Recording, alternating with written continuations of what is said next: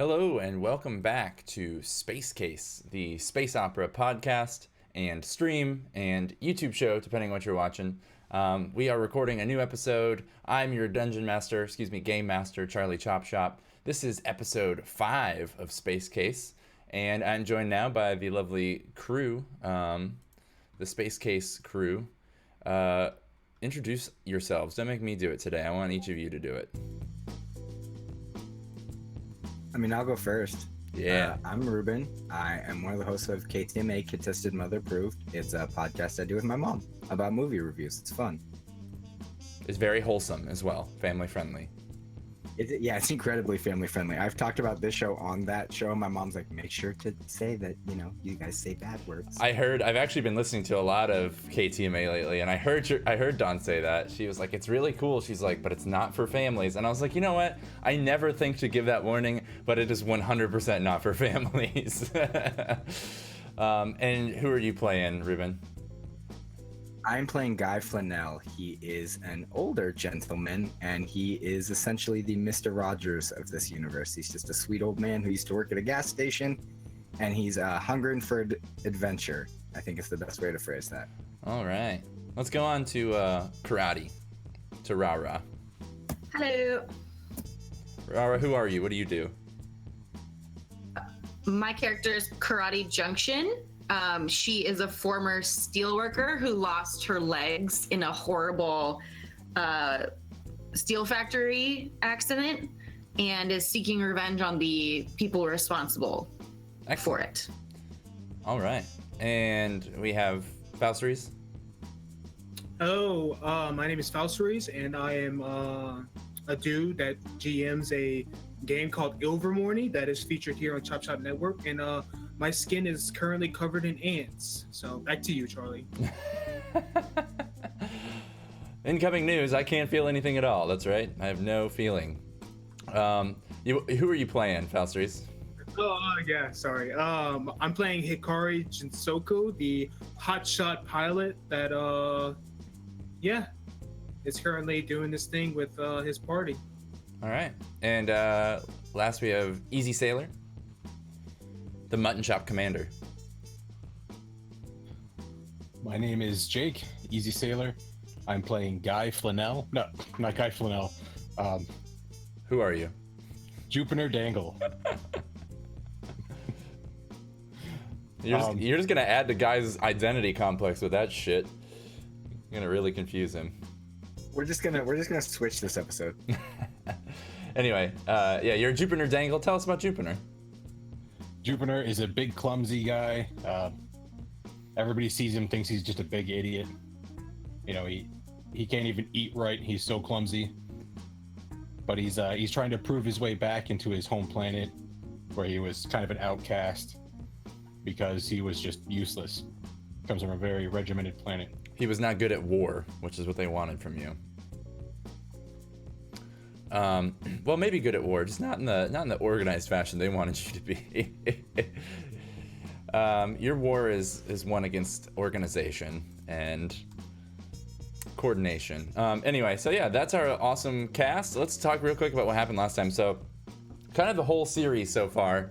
We started off, you were all strangers, seeking passage on a ship called the Nightingale, owned by a company called Cervantes. And Cervantes is like a very industrial-based company. They do a lot of space mining and shipping, but they do have these big cargo ships, and they offer transport space for the public as well.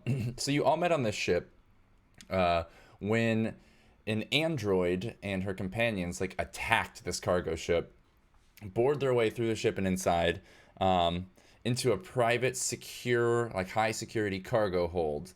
And as all this was unfolding, you were all getting in a scuffle with a local faction of mercenaries, a few of which who were on board the ship. They were called the Dust Wolves. You got tangled up with them a little bit, and then you got tangled up with this android woman as she broke in, and you escaped together. Her name is Octavia. She is the captain for the Free Alliance military, and she's joined by Celia, her companion, who's like a child android. If you all remember, she looks like she's about 12, but she's already explained to you she's much older than that. She's had her personality reconfigured to actually be like an engineer, and like a hacker and all this other stuff, a computer using robot. And then they're also joined by Cynthia, a companion droid that they have rescued and want to take back to their planet. All of you were running away from a space battle last time together in their ship, and also from just the crime they committed where they stole back another android named Ned, who was recently awoken. I think right at the end of last episode, Ned came back to life, and you all got to know him a little bit. So you jumped out of space into metaspace into the next sector, which was an asteroid belt called the Vol'sk asteroid belt. And there's a kind of a gold rush going on, quote unquote. It's actually a uranium rush and a neodymium rush. It's kind of rare metals found in these asteroids. And you all jumped there to escape kind of a space battle between the Dust Wolves and another local faction called the Rovers. So a lot has happened, and then now you're kind of marooned here. And I think right at the end of last episode, you all got a fuel cell from like a wandering group of religious people on another spaceship. They belong to the Church of Lazarus. And they did give you a fuel cell, at least enough to get you around in the system. And there's a few things going on. So there's this huge central asteroid that everyone on like the local radios and Spacebook and all the social media, they call it just Alpha. That's the name of the asteroid because it's the primary asteroid in this belt.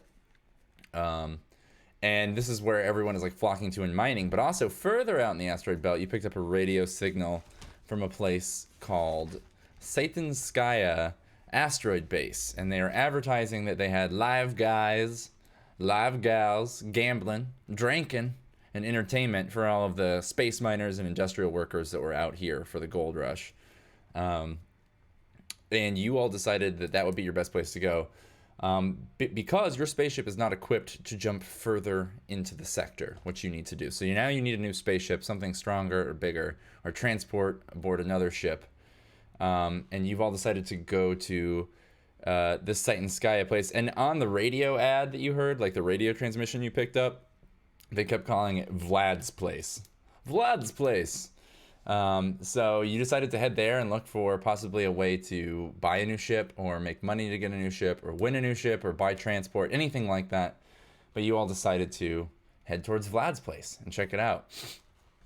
And you've been in the ship with these androids now for about, what, like a week or two, jumping through metaspace and all this other stuff in a tiny little ship. So now you've been in this asteroid belt for probably 2 days, and you finally kind of are getting a little stir crazy, and you start to approach the asteroid base. Celia, who's like piloting the ship while you all are resting, comes over the comms and basically tells you all you'll be docking in about 20 minutes. And if you like look out the window, you can actually see the asteroid where the base is located. And if you do, like, you know, you like as you close in on this asteroid, free floating in space, you can see a small, like, squat dome, almost like a biodome. It looks really nice. This is kind of a rusty looking silvery red asteroid with, you know, rocks and stuff, but tucked into a little cliff is this perfect glass dome with like white plastic looking trim holding it all together. And as you like close in and you're like waiting with some other spaceships to dock on a little landing pad down below, you can see that there seems to be like plant life and things like that growing in assorted gardens and tiers hanging inside of this giant dome. It looks like really nice. You're kind of surprised. But also you see coming off of the dome nearby like a second site that's like a little atmosphere tent, right? Because there's no atmosphere here. You're still in space. But it's like a tent with controlled atmosphere inside, like a pop-up building, basically. And coming out of that is like a tram system with like a little monorail pod on it. And it zooms away behind some rocky cliffs on the asteroid and disappears. So that looks a little more industrial, and you're not quite sure where that goes. And as you kind of like, you know, get clearance and touch down, you can see like a sign at the end of the space port kind of landing area that has like this triangular kind of symbol on it. Almost like a recycling symbol, kind of like it goes in a circle, like a company logo. And yeah, so Celia like comes over the comms again, and she's like, so they're sending a pressurized transport. Apparently they're gonna ferry us over to the main area, to the biodome is what they called it. So everybody meet at the airlock. And she's like, over and out. And then, you know, you guys, I'm assuming, like, gather up at the airlock. Yeah. Before I do, just wanted to say that I wanted to search the ship for any like fancy clothes that the previous owner may have had. So you do find some new sets of clothes. They're not like super fancy, but they're pretty clean. And there is one closet with like 2 blazers, like suit coats in it, like a blue and a black blazer, in the captain's quarters, actually. Okay. I assume I wouldn't have access to captain's quarters because it's Octavia's. I mean, if you asked her, I'm sure she'd probably let you take stuff. Okay. Yeah. Well, I'll take the blazers and I'll offer them to Guy and Jupiter, see if they fit. I go, yeah, these might be helpful if we're going into the casino. We're not really dressed for the occasion per se, but I don't know how fancy this place is, so what do I know? Yeah, Guy checks the size of the blazer to make sure it fits him. It looks like it'll be a little big. What's Guy's build like? Scrawny, very scrawny. Right, like old man emaciated, right? Yeah, like healthy emaciated for sure. I think he's like swimming in the jacket, probably. This is like made for someone who's like 6'3", with like a pretty bulky build. So would it fit better on Jupiter? It would be probably pretty small on Jupiter, pretty tight. Not that bulky. Like strong, but not like large. You know what I mean? For sure. Guy checks everyone else to make sure that like the jacket wouldn't fit better on them. Because he doesn't want to take it if it would fit better on somebody else. It would probably fit Karate the best, to be honest, I'm assuming. She was a steel worker. She's fairly brawny, and I don't think she's short, right? Oh, push to talk. Can't hear you. No, she's pretty tall because of her prosthetics. Right, yeah, okay. So I feel like it'd probably fit her better than anyone else. Would the other one fit me? Yeah, it'd fit you okay. Cool. All right, well, I put on the blazer. All right. I don't. Not yet, at least. Okay. So yeah, you're like waiting at the hatch for a while, and Celia's like giving Octavia like a purse, and like stuffing things in there and telling her, she's like, I hid a gun in there. She's like, they might take it from you. Just let them. It's fine. And she's like getting her all prepped. She's like, I'm not coming with you. I'm gonna stay here and work on the ship. And she's like, and Cynthia's gonna stay here with me too. And Cynthia's like standing like in the doorway, you know, behind her, like hand up on, you know, all sexy on the door jamb. And Octavia's like, yeah, it'll just be us.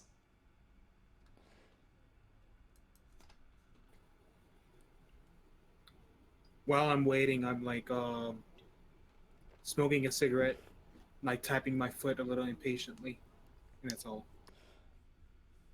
All right, so you guys hear some noises on the other side of like the cargo bay airlock, like a like some hydraulic sounds, and then the door like opens up and you can see like a tube going down into a little pod. It's like almost like a car, but with like a tube on top of it with like 6 wheels. Looks like something that might carry luggage at an airport, but it's like a little pressurized shuttle for you.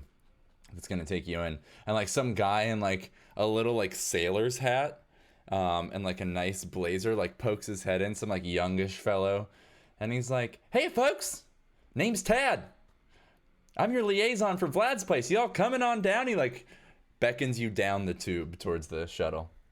Oh, Guy's like first in line. Guy's all about Tad. Like Tad seems friendly, so Guy's all on board with Tad. Tad like shakes your hand, like takes your hand and helps you down into the shuttle from the tube because you have to like hunch to crawl through it. And he's like, name's Tad, fella. What's your name? Welcome to Vlad's place. Like reaches out for a big handshake. Guy kind of two-hand handshakes him and is like very forceful with his handshake, but not in like an aggressive or like, you know, power struggle way. Just enthusiastic. I'm Guy. Yeah, he's super enthusiastic. He's like, I'm Guy. Like, so good to meet you, Tad. Like, you're great. This is great. I'm excited. Guy, great to have you. If you want to just take a seat over there, Guy, and strap in your straps so we can get on to Vlad's place and you can start having the time of your life. And he's like, come on, folks.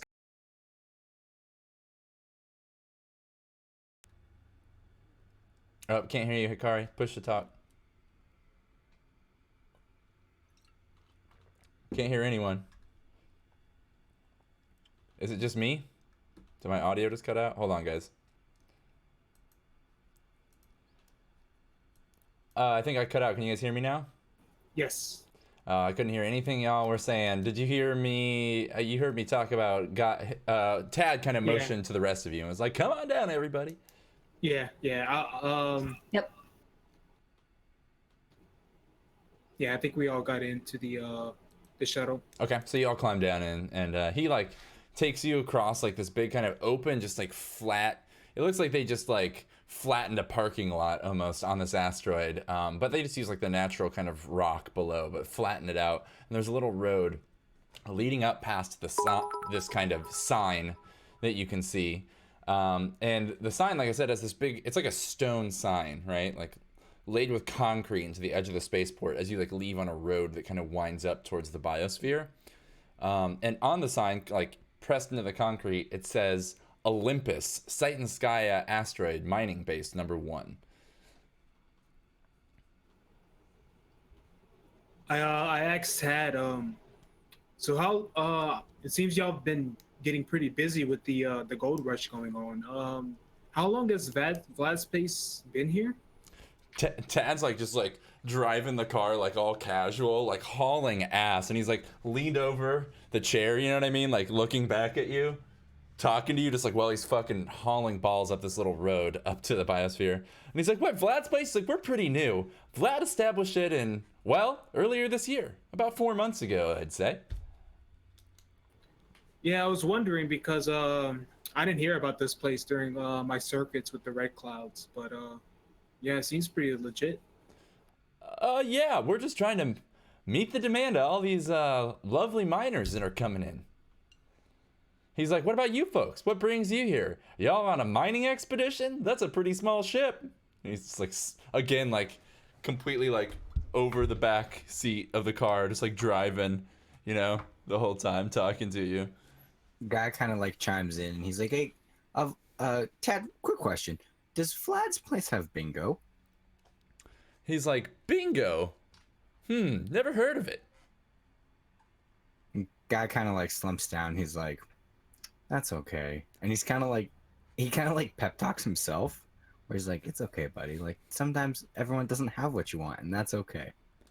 "Oh, don't feel down, buddy. We do have Plinko." And guy kind of like perks back up. He's like, "Plinko?" He's like, "You're gonna love it." And he like, just then he's like, "So we'll get you all checked in." He's like, "Just give us a second while we attach another airlock tube here, and we'll get you into the biosphere. And you guys can start having the time of your life." Does he seem like Android-like? No, That's the vibe I'm getting from him. he just seems like way too enthusiastic. Like he's definitely trained on a script, possibly. Okay. And is sticking to it real hard. You know, they have like their buzzwords they want to use and things like that. Yeah, like foreign call centers. Yeah, right.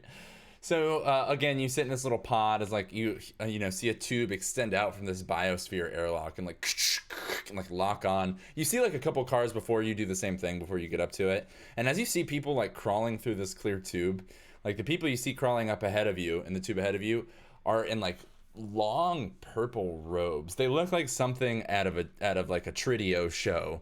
You know, like an old fantasy book or something. They're literally just wearing like purple and black long robes, and you all kind of take notice of that. It's 3 people, and they cross the tube. They're in the car ahead of you. They like cross through the tube, and you see them like come out into this biosphere. And now that you like are next to this huge dome, you can see this is a full desert like biosphere on the inside. It looks like a giant hotel lobby in a dome like set into the rocks.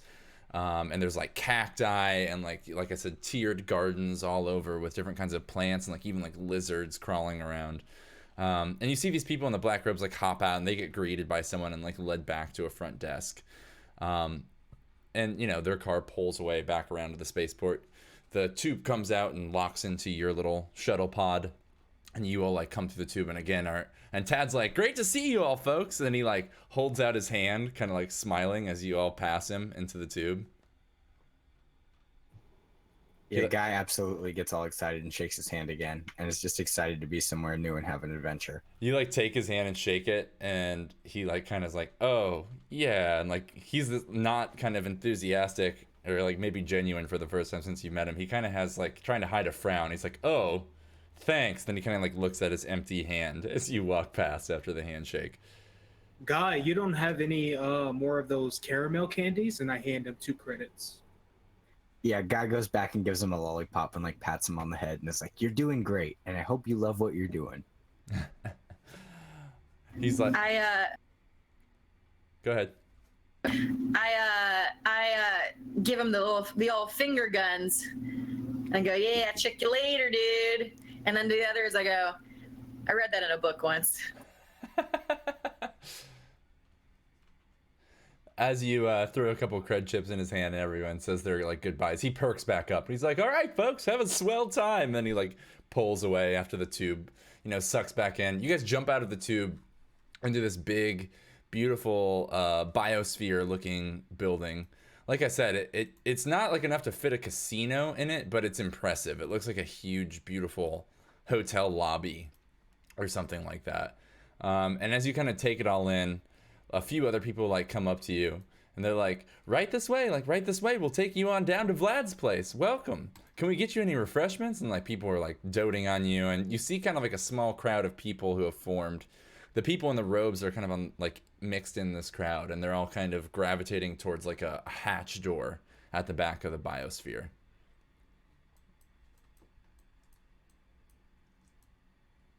Yeah, do you have cucumber water? One of the girls looks at you and she's like, we have bottled water, but not infused water. I'm sorry, sir. Maybe one of the bartenders downstairs can take care of that for you. You know, it's okay. I'm just feeling a little dehydrated. She's like, here, just take this anyway. And she hands you like a little bottle of water. As you guys like file into this line towards this back door, eventually you get to this little hatch at the back of this big open biosphere. It's like an elevator door. You're realizing now it's like a big industrial door that lifts up into the ceiling, made with like different metal hydraulic, you know, pieces and things like that. And you wait, and a guide is like, if you wait just one moment, we'll all ride down to the lift together. Everyone stay calm, and then you'll be free to do whatever you need. And like they corral you in. And after a few moments, you know, like a light lights up above the door, like a big red light. And then like like the door slides open. And the guy standing at the door in the little, like same thing, like the little sailor's hat, naval hat, is like, all right, everyone, right this way. And he like points into the door. He's like, welcome to Vlad's place. And you and everyone crowd into this big industrial lift style elevator, like big enough to take a vehicle down into here. And yeah, you start like descending, and it's like a 2-minute elevator ride. It takes a long time, as it's just like, and like people are softly chattering, and you can smell people's BO. It's hot in here. And as you're going down and like seeing this elevator shaft, you're starting to notice this definitely looks more like an industrial facility. And after a minute, you know, the elevator door like slides open, and you see like just crowds of people and like this lit up room with like screens on the walls, like hollow screens, giant hollow billboards, like, you know, gambling tables all around, a big like stripper stage right in the middle of the room with couches around it, and like a guy and a girl like both dancing on these poles in the middle of it.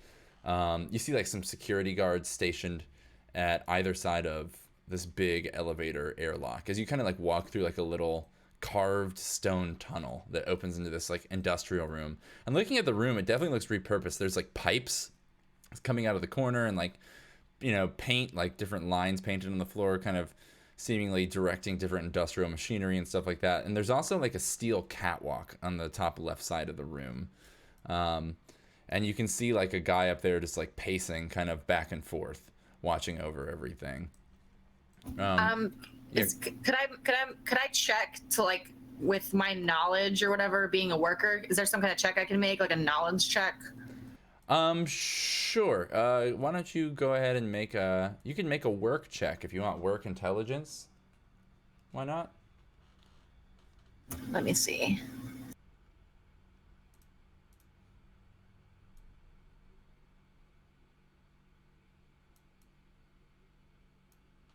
And that's a strength check or intelligence? I would do intelligence for this one. Okay, so yeah, 7's a success. So you recognize, just probably purely by the depth of the elevator for like how long the ride was, you are starting to wonder if this used to be a mining facility. You've seen other refining and mining facilities actually on Kanos, and you notice some of the pipes kind of in the corner look like possible gas or exhaust or vent pipes. You're not sure for what, possibly for refining. You want to see more of the like place, you know what I mean? But also just by the way the blast doors work and stuff as well. And you also see vents like lining the top of the room, like they're pumping oxygen in down here possibly. So you wonder if this isn't some sort of mining or refining facility for a mine. And so like on the opposite side of the room, so this big casino room opens in front of you. There's like lights on the floor, a stripper stage out in the middle. Lined out in front of you are multiple dealer tables, and each one has like a kind of droid, not like an android, but more of like a bot standing behind it, some sort of dealer bot. There's a bar, like the bottom, far right corner from you. It's the bottom left of our map. And then opposite corner of that, there's like a caged in little like desk, like a horseshoe desk, and it's all caged in. It looks like they've like actually welded these bars over it. And there's also a bot back there with like computers, like handing out chips to different people who are lined up and so forth. There's a door on the far right side of the room, but it has like a big caution and like a do not enter sign on it, as well as a keypad. And the door at the south end of the room is huge. It's like a big blast door like the one you came in. And you see every once in a while a few people will come up and like swipe like a what's the word I'm looking for? A laminate that they have, right? And it'll like open up, and you can see like a very dark kind of strip club looking room back, through the door. And then people will walk in and like it'll close behind them. And like spray painted across that door in big white spray paint letters, it says VIP. Nice champagne room. Got it. Yeah, so this whole room's like laid out, in front of you, like club music is bumping, just like poof, poof, poof, poof, poof, and like Octavia and all of you like walk into this group of people, and people start spreading out, diffusing into the room, and like, heading to the bar, partaking in different gambling tables, or sitting down in front of the stage. And Octavia like turns to all of you and says, I do know a guy. I think he's probably here. This seems like his kind of joint, and last I knew he was hanging around Asta. I bet he came here when he heard about the gold rush.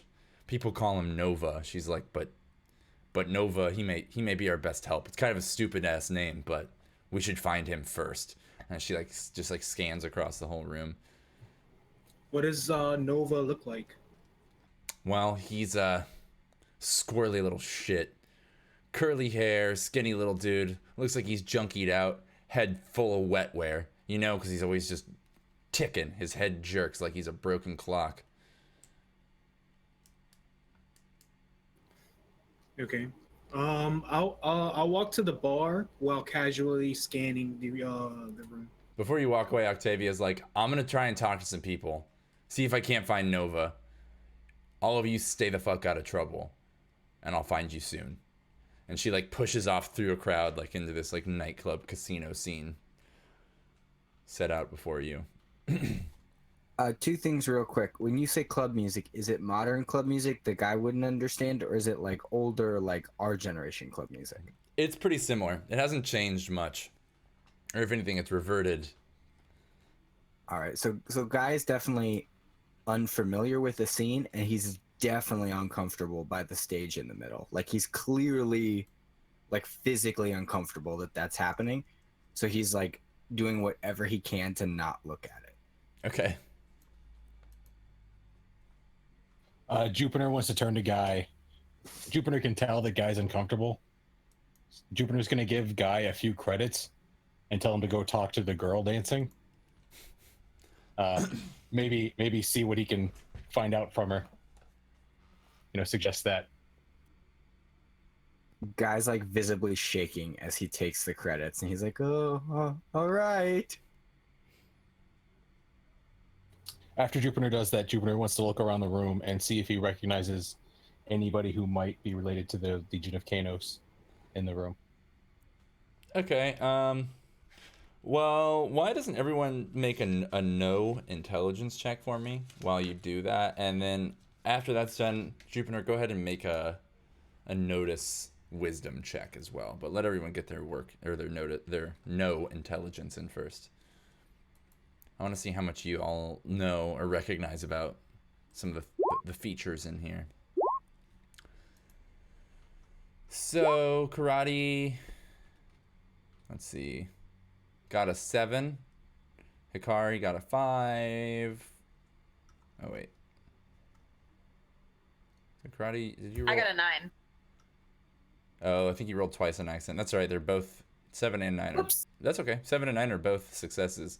Jupiter got a 7 and Guy got a 10.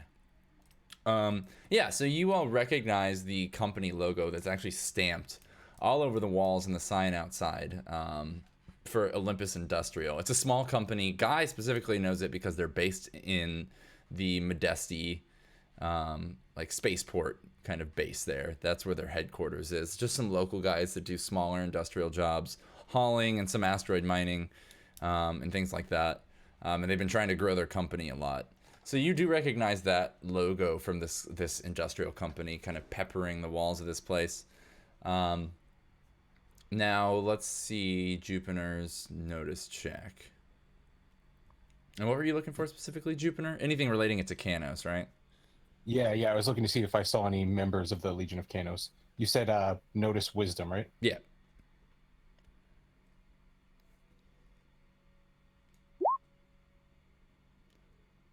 All right, yeah, so you scan the room, you like check the door when you come in, and like all of the signage and kind of even any like paper handouts they have like near the cage where they deal out the chips. None of it seems to say anything about the new exchange or Canos or like the Cantho government, the United Provinces of Ichiko, that's what the Cantho government's called. You don't see anything like that. This place is mysteriously devoid of anything claiming its like allegiance to anything other than this company. But the people working here and the droids, like the bots behind the counters kind of all have that symbol somewhere on them. But the people who are working here, there's like some kind of enforcer and guard type people are not wearing anything with the logo from the building on it.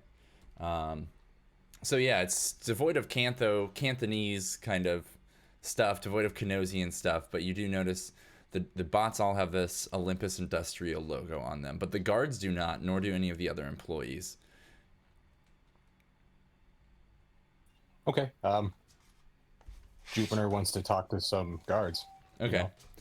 Also, Jupiter, sorry, before you make a decision about who you want to talk to, I think with that notice check, also you see the people in the black robes that you had seen before kind of come in and make their way across the room to the pit, like the caged in area. You know, like pushing through this crowd and like kind of the dark lights. And you see them like talking to the bot behind the counter for quite a while. And they seem to be kind of getting flustered, like waving their hands a lot. And then eventually a man comes out of this like kind of airlock door to the right, the east side of the room, the smaller door, like poof, opens up, and a guy in like a tuxedo, but like a huge ripped looking guy with kind of a scar over his eye, comes in and starts like talking to the people. And like you see a lot of hand waving going on between the two of them. And then he like beckons them to come back into this hallway with him, and they leave through that door. Let's see what else you might see with that notice check in here. You also see two people at one of the gambling tables, probably like, let's see. I have some NPCs on the map here. Let me use them. Where are they all at? Yeah, so you see two people at this table over here, gambling in the corner, pretty close to the entrance when you come in. They both have the Dust Wolves like head painted on the back of their clothing. But you don't recognize them from the Nightingale or anything. On our map, it's the older guy and the bald guy. Mm-hmm. Perfect. Karate's pretty much never been in a casino or anywhere nice in her entire life, and she wants to play some blackjack. So she goes off, says, "Later, nerds. If you need me, I'll be at blackjack." All right. And also, one of her new goals was to win a blackjack game while she was here, to win some extra money and have some me time, if I remember correctly. Correct. So, yeah, we'll kind of resolve what each of you do in here, but still back to Jupiter. I gave you a lot of options of kind of what you see as you scan the room. Now, another thing is, this place isn't super nice. This area is much surprisingly dirtier than the entrance. This, like, is night and day to the biosphere where you came in. That looked like a really nice hotel lobby. This looks like an industrial zone. It looks like it's 100% been converted. A lot of, like, the platforms and stuff they're using don't seem like they're originally made to be used for card tables or for strippers to stand on. They're more industrial looking. And it's very underground. You feel like it's a casino set up in a mine or a refinery, like I said. But they did spruce it up. They have, like, lights and spotlights and, and all kinds of stuff going on. Huge TV screens blaring, like, Vlad's place. And, like, you see this cartoon head of this, like, Russian guy, popping out of it and all this stuff. So, yeah, Karate sneaks off to one of the card tables and sits down. Jupiter, what did you want to do? If I don't see anybody related to the Legion of Kanos, then I would like to ask if they have a phone nearby. Who are you going to ask? One of the guards? You want to talk to the guards? Yeah, I'll see what the guards are about.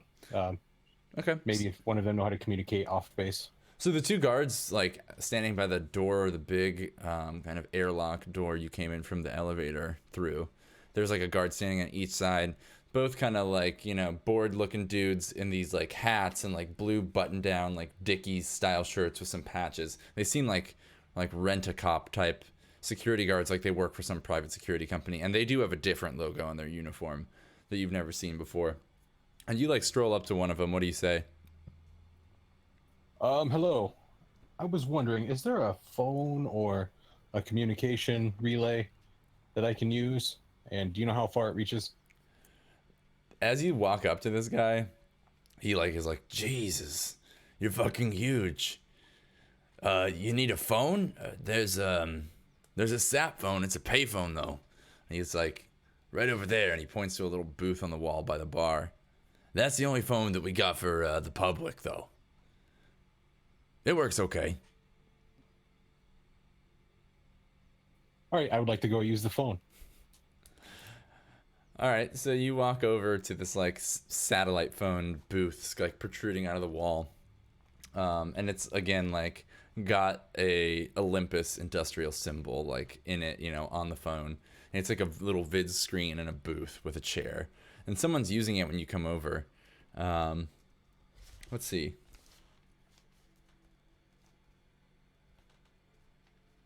Yeah, so as you come over, there's, like, some younger girl. Like, she looks like she's maybe 16 in, like, a long trench coat, kind of torn up. She's got, like, a side buzz mohawk and pink hair. And she's standing in the booth, like, kind of arguing with someone on the phone. And she keeps talking about, like, she keeps, like, looking over her shoulder at you and then, like, covering her face a little bit and then, like, whispering into the phone. But the only word, let's see, why don't you do one more notice wisdom check to see what you hear from her, actually. Yeah, she's arguing over the telephone, the satellite phone. Another 7. All right, that's a success. So, yeah, the only word you really catch is she mentions the word Unicron a couple times, quite fervently. Which I think you probably know is a drug that's gaining a lot of popularity around this kind of more civilized end of the sector. All right, I'm going to kind of not react to when she says Unicron, figuring a shady establishment like this, being in kind of a hole in the ground in the middle of an asteroid. Mm-hmm. Assuming that there might be some sort of drug trade going on, but my mind is pretty one track. I'm going to stand awkwardly close to her, in my big looming body, just maybe 6 inches from her, like directly behind her. Okay. As soon as you get kind of close, you see, like, a flash of the guy she's talking to on the phone. Some, like, kind of beaver-faced, like, pockmarked, skinny little beaver-faced dude with, like, a little AR lens over one eye. And he's like, who the fuck's there? who's looking in? And she's like, excuse me, miss. And she's like, I'll talk to you later. And she hangs up the phone. She's like, back the fuck up. And she like walks away like, what the hell's your problem? Cussing to herself. And she like walks away and plops down on a couch next to like the strip club stage.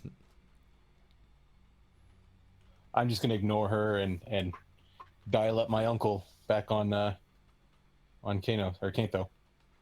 Okay, so you like get on this phone. Now, do you have a phone number for your uncle, or an address rather? I'm assuming I would have known it, being a clerk back on the planet and having some communication with him. Maybe he gave me like an emergency contact, like laminated note, like sewed into my jacket. A Gmail account.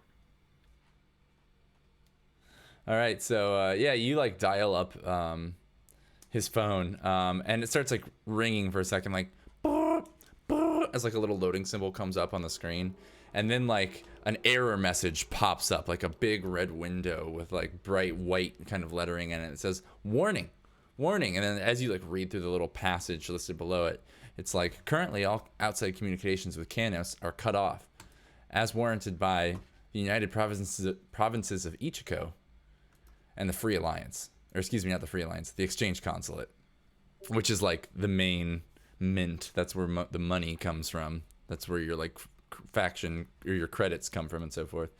And it's like, if you wish to, or if you've reached this number in error and wish to try again, you know, try this and this. Please hang up and try again. So Jupiter's going to be really despondent over this, you know, worried, like, oh no, like I've got this information and I really want to tell somebody. Got a hard left and sit down at the bar and order a drink. Okay. So you like sit down next to the phone, like at the closest bar stool, kind of despondent or even worried, kind of that you're not able to get through. But you know, all the news you've been seeing, all the headlines kind of show that as time goes on, especially in the past like month, Kanos is really like cutting off themselves from especially the Exchange Consulate, but all the other governments in the sector. And tensions are kind of growing. So there might be some other way you can get in, or with like a private communication line, but since this is just through the public internet, you know what I mean? You maybe need a hacker or something like that to be able to help you. So yeah, you go over to the bar and like a bot comes over to you and like turns its head kind of sideways and like beep, beep, beep, like beeps at you, and like words come up across its face that say, "A drink for you, sir?" ? And I would order 2 large waters. It like blinks on the screen like, that will be 10 credits. Please pay before receiving your drinks. Like these words like are just popping up across like a little computer screen on its head. All right, I want to give him the 10 credits. And then when I get my first glass of water, I want to pick it up. And because it's so clumsy, the glass just shatters in my hand. And water sprays everywhere. Yep. I'm going to use my other hand for the second glass of water and hope that it doesn't break. Okay. So you like pick up one glass of water and like kind of shakily try and bring it up to your mouth, and then like crush it and it fucking explodes all over. The like bot immediately starts just like exclamation points start popping up all across its face as it's just like wiping up, like warning symbols are on its face, and it's like desperately trying to wipe up all this water around you. Some like girl in kind of like these weird goggles, like clubber outfit sitting next to you is like Jesus Christ, you got my purse soaking fucking wet. Excuse you. And like looks at you and she's like, what's your problem? I'm sorry, I'm just really sad. I can't get a hold of my uncle. She like immediately like changes her tone. It's like, oh, what's wrong with your uncle? We live on Kanto, and I can't get a hold of him. You mean? It's an emergency. Yeah, what planet is it? Is Kanos. it not Kanto? Kanos. I'm sorry. They're close. They're similar.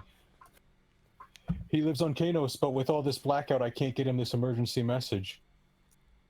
She's like, Kanos? Aren't they the ones that like taking people prisoner and starting wars? That Lindsay's a real bad guy, from what I heard. She's like, you seem pretty nice though. Yeah, it was kind of an emergency. I just barely got out of there. But get a hold of him, and it's really important. I can talk to him. So then you notice that she's actually not sitting down. She's leaning up against the bar.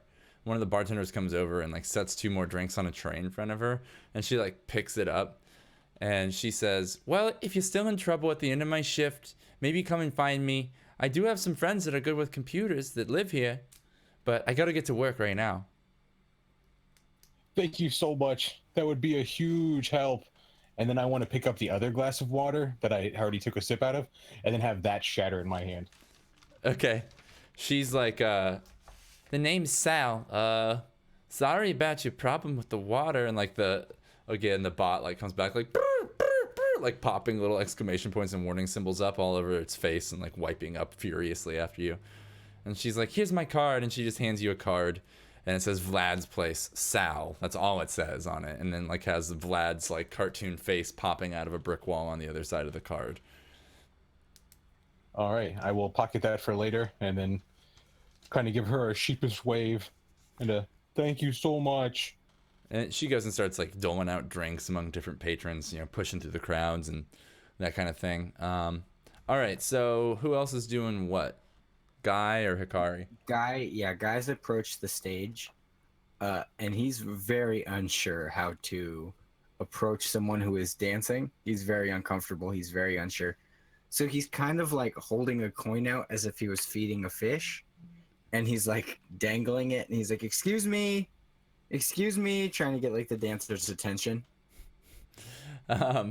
So like the girls like just keep like saying like no and like pointing down below you, and like you don't even notice that like the table right between you and this kind of stage has a slot in it where you're supposed to like slot your chip for a tip for them to come down. You're just like waving cred sticks at them, and they won't say anything. They just keep being like while they're dancing. And then like a guy, the male dancer comes over and like shakes his banana hammock at you for a minute or two.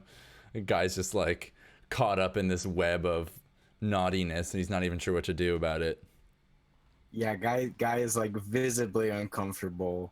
He's like, he kind of notices the little coin slot, and he's unsure, so he like puts a coin in there, and then he just kind of like looks around and like looks for Jupiter and like kind of gives him a thumbs up, but it's like a very unsure thumbs up.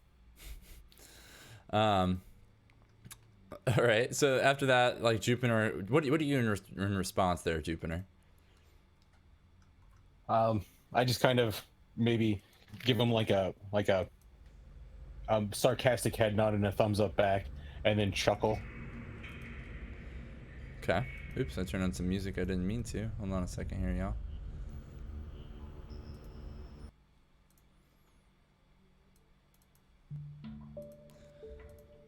Give me 1 second, guys.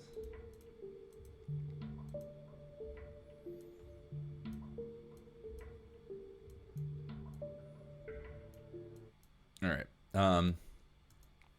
Yeah, so some time goes by, and Guy, I'm gonna have you make a notice wisdom check for me as well. I want to see if you saw the folks in the black and purple robes have this kind of confrontation with the pit boss over by the cash out cages where you get your chips and so forth.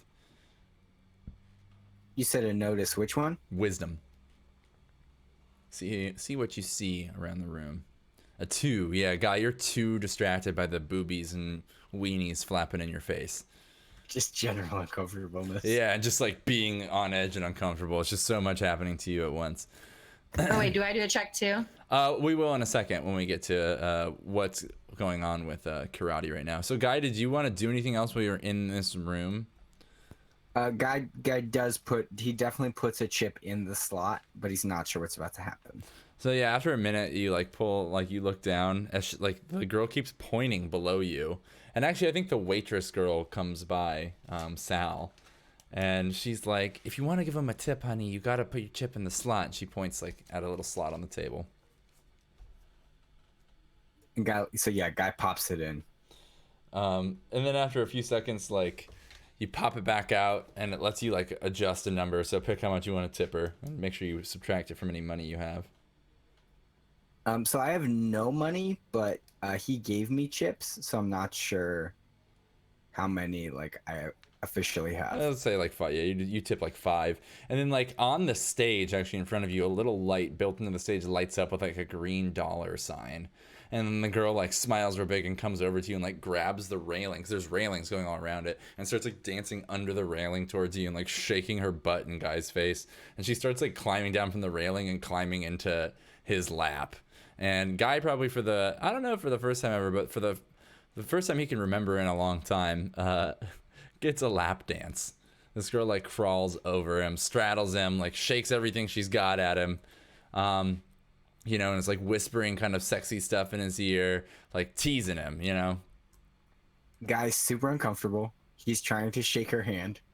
He's trying to like get answers. He's like, so what is this place and what's going on? And he's just trying to talk through the entire thing. Every time you like try and talk to her, she doesn't like, she'll just be like, and like put her fingers over her lips. And then also I think after a while the guy stripper comes over as well, the male stripper, and they're like both kind of dancing on you together as like part of the show for a second, and then they both like return to the stage. Guy definitely has like, he's not like ugly crying, but he's like uncomfortable crying. Like he's definitely crying if you looked at him and noticed, but like he's not like making a scene. Tears rolling down his eyes. All right, cool. Let's go real quick to Hikari. You went to the bar, Hikari? Yeah, I went to the bar and asked the bot for like a whiskey sour. Okay. So yeah, the bot like, you know, pops a price up on its little screen face and then starts like pulling all these, you know, implements and glasses in and pouring you a drink. And then like slides it across from you if you slot the chips. Yeah, I'll slot the necessary credits. Okay. It's like, you know, it's like 5 credits or something like that. Okay. And yeah, so like with the drink in hand, he's kind of sipping, and like he has his back to the bar with his arms on the counter, just sort of like moving his head to the music a little bit. Bumping. And yeah, bumping, and he's sort of like scanning the room, and he's gonna go to the chip place, the one that's sealed off. Okay, like the cage. Well, before you do that, why don't you make a notice wisdom check for me?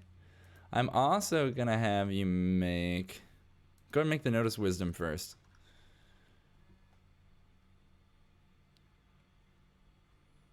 A 9, yeah, definitely.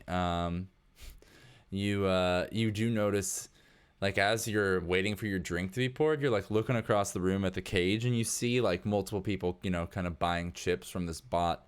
And these 2 people waiting in line in like the black and purple robes. They've caught your eye. They stand out. And now most people here, even though like some of you dressed in suit coats, you're surprised. Like in the actual casino area, not up in the biosphere, like everyone is dressed like kind of dirty, kind of clubby. But there's a big array. You notice a lot of people wearing like industrial harnesses or uniforms and stuff like that. Probably a lot of worker guys and so forth. Okay. But these people in the black and purple robes just stick out. And for the first time, you kind of get a look at one of their faces. One of them is just like a frail, like bright white skin, like the whitest skin you've ever seen woman, with like blue hair kind of curling out from beneath the hood. And the guy is a guy like with kind of a pointy, mousy face and a really thin mustache. Again, also with very white skin. And you see them like get into this kind of heated conversation with a fella who comes out of a back door kind of behind the pit where the chips are cashed out. And they have a heated conversation. Some arm waving goes on. And he like beckons them to follow him back into the hallway. And you see them disappear back through this door that says restricted on it. Okay. Not the VIP one. No. Yeah, that's like a big, a much larger door. This is like a small door that says restricted employees only, and it's behind or right next to the cage where you would cash out chips. And why don't you go ahead? So that's happening like while you're waiting for your drink. Do you have any like immediate reaction to it, or you just kind of watch and take it in? He looks at it curiously. The robes have no similarities to the ones that the Church of Lazarus was wearing. No, they were more like priestly garb. It's not. Okay. There isn't quite robes. It's just like a flowy gown type garment they wear with their regular clothes. You know what I mean? Okay. Yeah, I gotta keep reminding myself of Hare Krishnas. Yeah, they very much are reminiscent of Hare Krishnas. Okay. He's curious about it, and while he's walking to the bar, he sort of looks at Jupiter and karate and notices that guy's busy, quote unquote, and sort of gives them a nod. Well, And to see, Karate, why don't you go ahead and do your wisdom check right now, and we'll see if she notices it as well. So you look across and you see Jupiter watching the same thing happening from like the satellite phone area, kind of near the bar. Jupiter, do you like notice Hikari? Yeah, yeah. Just kind of give him a noticing glance because I've kind of got my own thing on, but try not to interact with him at all. But you like acknowledge to him, together to each other that you both saw that happen. Yep. And we'll see what Karate, if she, and then so you make this eye contact with Jupiter. He kind of gives you a knowing, like, yeah, I saw that weird shit going on. And then you like look across the bar at Karate, and Karate, same thing. Your eye contact, like you meet eye contact with Hikari, and you kind of see these men like disappear back in here. This man and this woman in these robes disappear into the back room with what seems to be a well-dressed kind of bruiser-looking fella that works here. So Hikari, after you get your drink, let's move away from that for just a second. Finish out what you're doing kind of on your own. After you get your drink, some kind of younger fella, when you're still at the bar, who has kind of like a pinkish blue, like mermaid hair color going on, and he's got like some weird like AR lens glasses kind of that wrap around his head. Kind of an awesome like punk haircut, but very like effeminate in kind of his mannerisms, and kind of skinny and frail. He's like, "Psst, hey buddy, you one of the miners?" Like right after you get your drink. no, I'm just here on business, actually. He's like, "Oh, so you're not here to party, huh?" Well, maybe my business is partying. He like laughs, like pretty good for a second, and then he kind of like snaps real serious again. He's like, "Well, if you know someone who wants to party, maybe it's you, maybe it's not. I might know someone with party supplies. Maybe it's me, maybe it's not." Actually, yeah, I would be interested if you could lend me some information. He's like, "Information? That's not what I'm selling."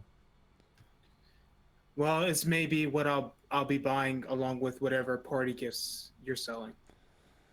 He like eyes you up and down incredulously. He's like, "I don't know, you're giving me a weird vibe now. At first you seem cool, but now you're kind of intense. You sure you're not you sure you're not a cop, or you're here undercover or something weird like that?" I mean, I'll be obligated to tell you if I was, wouldn't I? I guess you're right. Vlad would never let some fucking cop in here anyway. Listen. I'm just looking for information on those robe guys that were getting in that discussion at the sealed where you get your chips. Just wanted to see if you knew what their deal was. I did notice them. I have no fucking clue who those guys are. They've never been here before, but they were talking to Billy, and that's usually not a good sign. Is Billy the manager of the floor? The guy like kind of like looks over his shoulder back at the door to make sure Billy's not like standing right behind him. He's like, "Yeah, he's the pit boss. He manages the casino floor, but he just works for Vlad. Who knows, maybe those weirdos in the robes knew Vlad. Now, I gave you your information, so you gonna buy a 10th or not?" And he like pulls out a little like baggie of like these bright pink crystals. Okay. One more question. Is the VIP, does it have a limit on who can access it? Do I need money to get in, or do I need like special membership with Vlad? He's like, "Normally, only the highest of the high rollers get to go in there. Vlad has a preference for high stakes gamblers.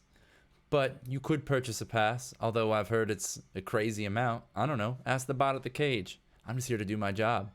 Now, how about that 10th?" And he like reaches his hand out, and he's got a little like chip slot in his hand to slot your chip in. And he like kind of shakes the little pink baggie in his other hand at you. He like looks around nervously at the crowd. He's like, "Hurry up before some square notices." What's this called as I hand him the chips? You don't even know what you're buying, you fucking scrub. It's Unicron. What are you, 40? You look young enough. You never had fun before? Everybody does this stuff. I got inhalers too, if that's what you want. And he like pulls his jacket open. You see it's just like lined with these blue plastic inhalers. We had something different in Ichigo City, but it was mostly like uppers. What is this? I've never tried it before. It'll make you dream in sparkles, make you feel better than you ever felt, I promise. Plus, it makes time feel like it goes by so fast. That's the only problem with it. You don't want it to be done by the time it's done. It's the best. And he like kind of like giggles a little bit, and he like like starts coughing and pulls out one of the inhalers from his jacket, and it's like without like breaking eye contact with you. And this is how you administer it through this inhaler? He's like, not that shit you bought. He's like, you crush that up and snort it. Or shoot it up, or smoke it, whatever you want to do. Okay. I'll buy 4 doses. He's like, Jesus Christ. He's like, hold on. I don't have that much on me. Are you sure that's how much you want? I mean, how much is it a dose? 10 of 10. 10 credits for per dose? For a 10th gram. That should do you. All right. I'll buy 4 doses.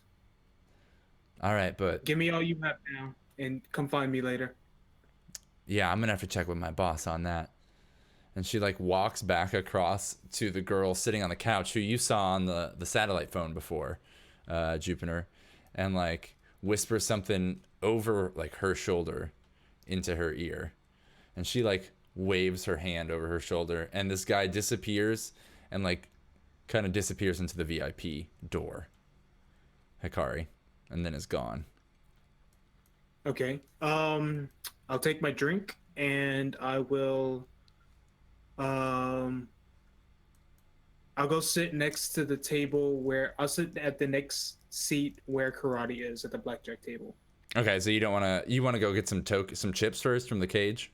Yeah. How many credits are you going to exchange for chips? I'll do 40 credits. Okay. So yeah, go ahead and just subtract 40 credits off, but you get a chance to win more back, obviously. And Karate, last but not least, you walk into this big place. You kind of tell everyone, like, I got something to do. And you head towards the cage to buy tokens first, I guess? Yeah. So I think you're probably standing, like, in line, like, 2 people behind the people in the robes. And you, what was your notice wisdom check? A 7? Yeah, you hear that they are asking... Let me read my notes here real quick.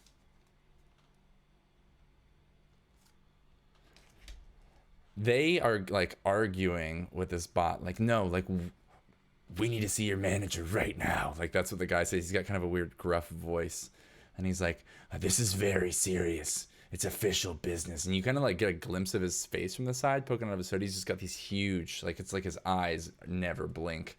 These huge, like wide eyes. And he's like, "We need to see someone in charge right now." And the bot like a little message pops up on his face, like with a "please wait." And then like, you know, a loading screen happens on his face, and this manager guy comes out, and he's like, "What the hell's going on here?" And they start arguing, and you hear them asking about a girl named Aurora who works here. And he's like, "Aurora, the new girl? What the fuck do you want with her? What'd she do now? Second time this week she's been in trouble. Right back this way. I'll make sure you're compensated, but I don't want to talk about it in public." And the man's like, "Thank you," and like bows with his crazy wide eyes, and he leads them back into the hallway. And they disappear. Okay, and at this point, Hikari's sitting right next to me, right? No, this is before that. So this is like when you very first get here, you walk up in line to get chips to go to the blackjack table. And, you know, these people in the robes are arguing with the bot. Then the boss comes out and they argue about some girl named Aurora, who's apparently the new dancer here, and how, you know, they need to speak with her right away. Or speak to him about her, rather. Okay, well, I think that's, you know, Karate thinks that's kind of shady and is a little bit concerned. She kind of has a little bit of a moral conflict and is like, all right, I'm gonna go see what's up with that chick Aurora. Like, she could be in trouble, you know. Blackjack will come later. Okay, so what do? They like disappear back through this authorized personnel only door, and it closes behind them, and you're just like standing at the cage, kind of like. So I go up to the door and try to kind of like discreetly turn the knob. Okay, so it's actually like an airlock door with a keypad next to it. So you walk over and you see a little glowing keypad. It's pretty simple. It's got like an open, a close, and then like a number pad on it. That's it. And then like a little LED readout. Okay, is the LED readout, or it's just a number pad? Yeah, right. Number pad, and then like two big buttons above it that just say open and close, like a green and a red. All right, I stand there and I'm blanking, like, so I try one more thing and I type in 80085 open. Awesome. Are you trying to do this secretively at all, or are you just like?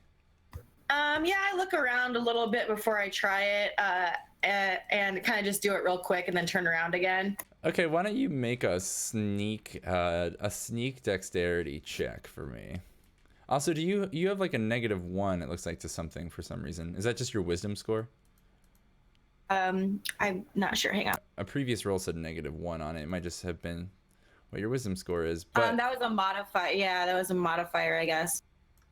but go ahead, yeah, and just roll a stealth dexterity check for me. We'll see how slyly you can try and open this. Hey.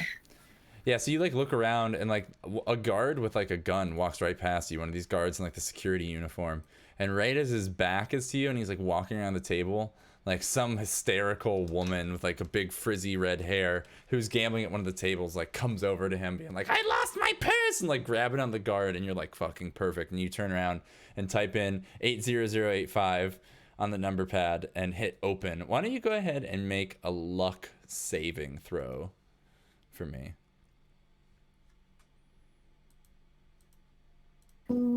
That's at the top of that sheet. I think so, yeah. I think yours has it turned on. Yep. It says saving throws, physical, mental, evasion, luck, where it says V15. Got it. Oh no, a 13 out of 15. The door's like, boom, boom. The password has been changed. So it seems like that possibly was like the correct password a few weeks ago. And it was like, password has been updated as of, and then it shows a date like on the number pad that was like 3 days prior.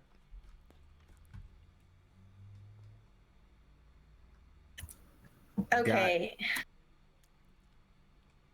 I was just gonna say, does Guy notice that? Because Guy's looking all over the place. He's refusing to look at what's happening in front of him. Does he notice Karate kind of go to this door?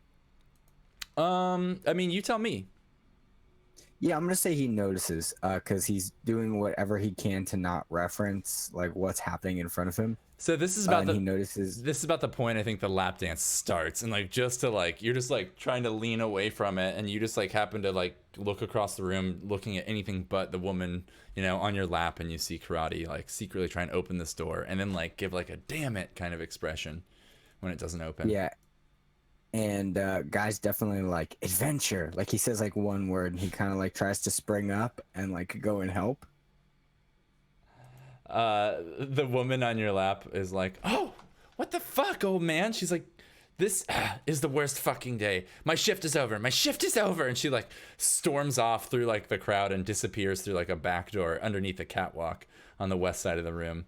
And like the kind of male stripper on the stage looks at her just like, what the fuck is her problem? And then just starts like dancing again. You know what I mean?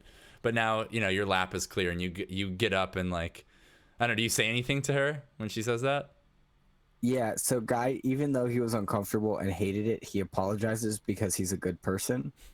And he's like, I'm sorry, that's not what I thought this was. And he kind of like hurries over to Karate. All right. She's like, sorry, my ass. I'm never working a fucking lunch shift again. And she like storms off through the place and disappears. So yeah, you cross the room, kind of pushing through the crowds, and you approach Karate, standing kind of by this door, looking around, maybe trying to figure out what to do. Guy kind of looks at her and he's like, codes, huh? And he kind of like shrugs and he goes, did you try 80085, and he kind of like, he's like embarrassed that he asked that. Karate lights up and is like, yeah, that was the first thing I tried. And then he kind of shrugs and he's like, and he sighs and he's like, what about 42069? You know what? I'm gonna try that. You just kind of like block me, if you will. Guy kind of like stands as if he's blocking someone playing basketball. Like his arms are out, like, and he's just like, he like makes nothing to himself see here. wide. Yeah. Guy, why don't you make a sneak check for me? Sneak dex, and I'm gonna give you a -1 for doing it like an idiot. For misunderstanding.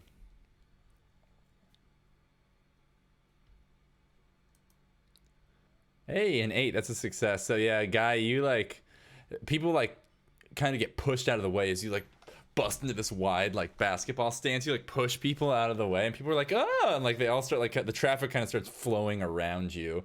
But some people are like even cussing you out, but it gives Karate just enough time to like punch in that code one more time.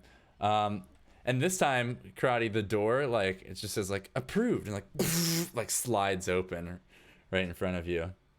And you can see it's like a long hallway that then like turns into some like, you know, great metal like stairs that go down into like a naturally carved tunnel. So it's like a hallway and then it descends down some stairs out of view ahead. Okay, I grab Guy by the collar and just kind of like bring him in with me and then look around and try to find the airlock closed.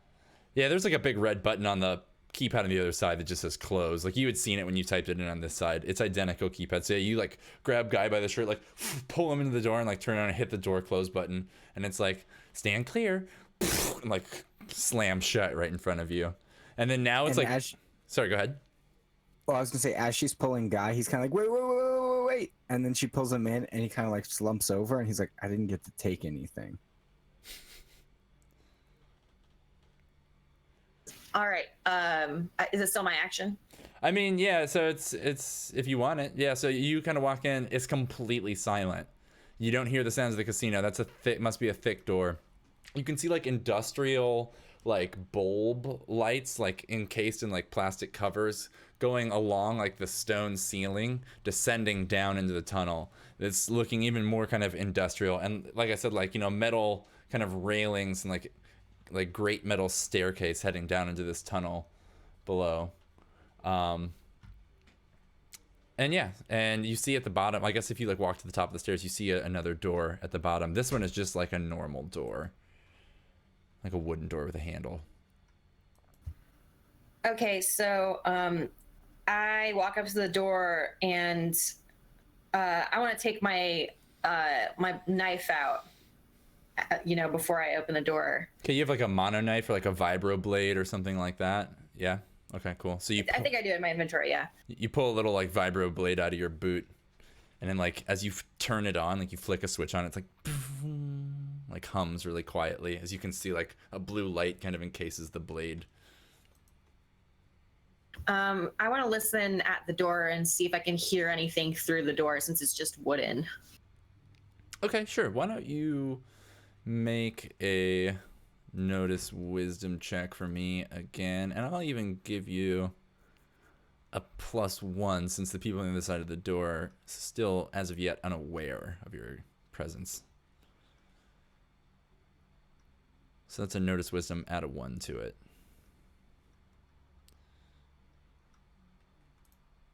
And real quick, Charlie, besides the door at the end of the hallway, is there anything else in this hallway? Like any like not dresser, but like a closet or anything like that?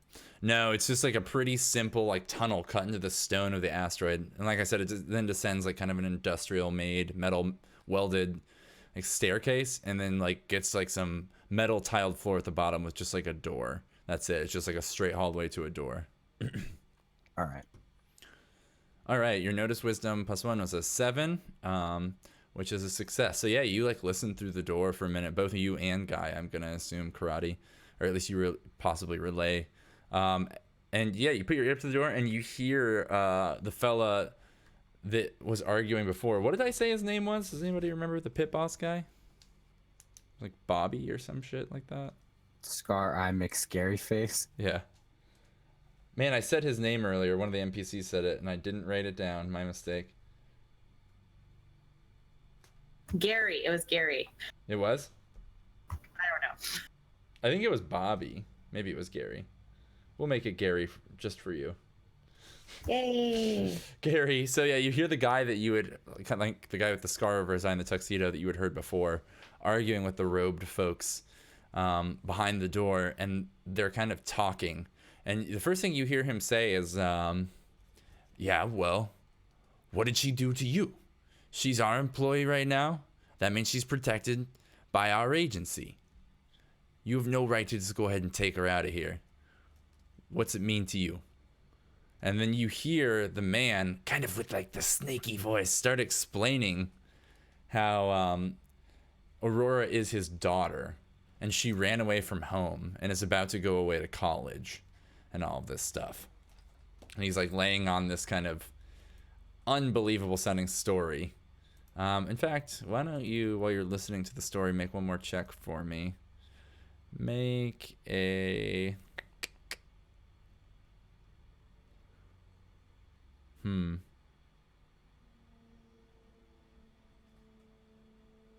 not quite sure. Maybe a talk. I think a talk check. Talk intelligence. Why not?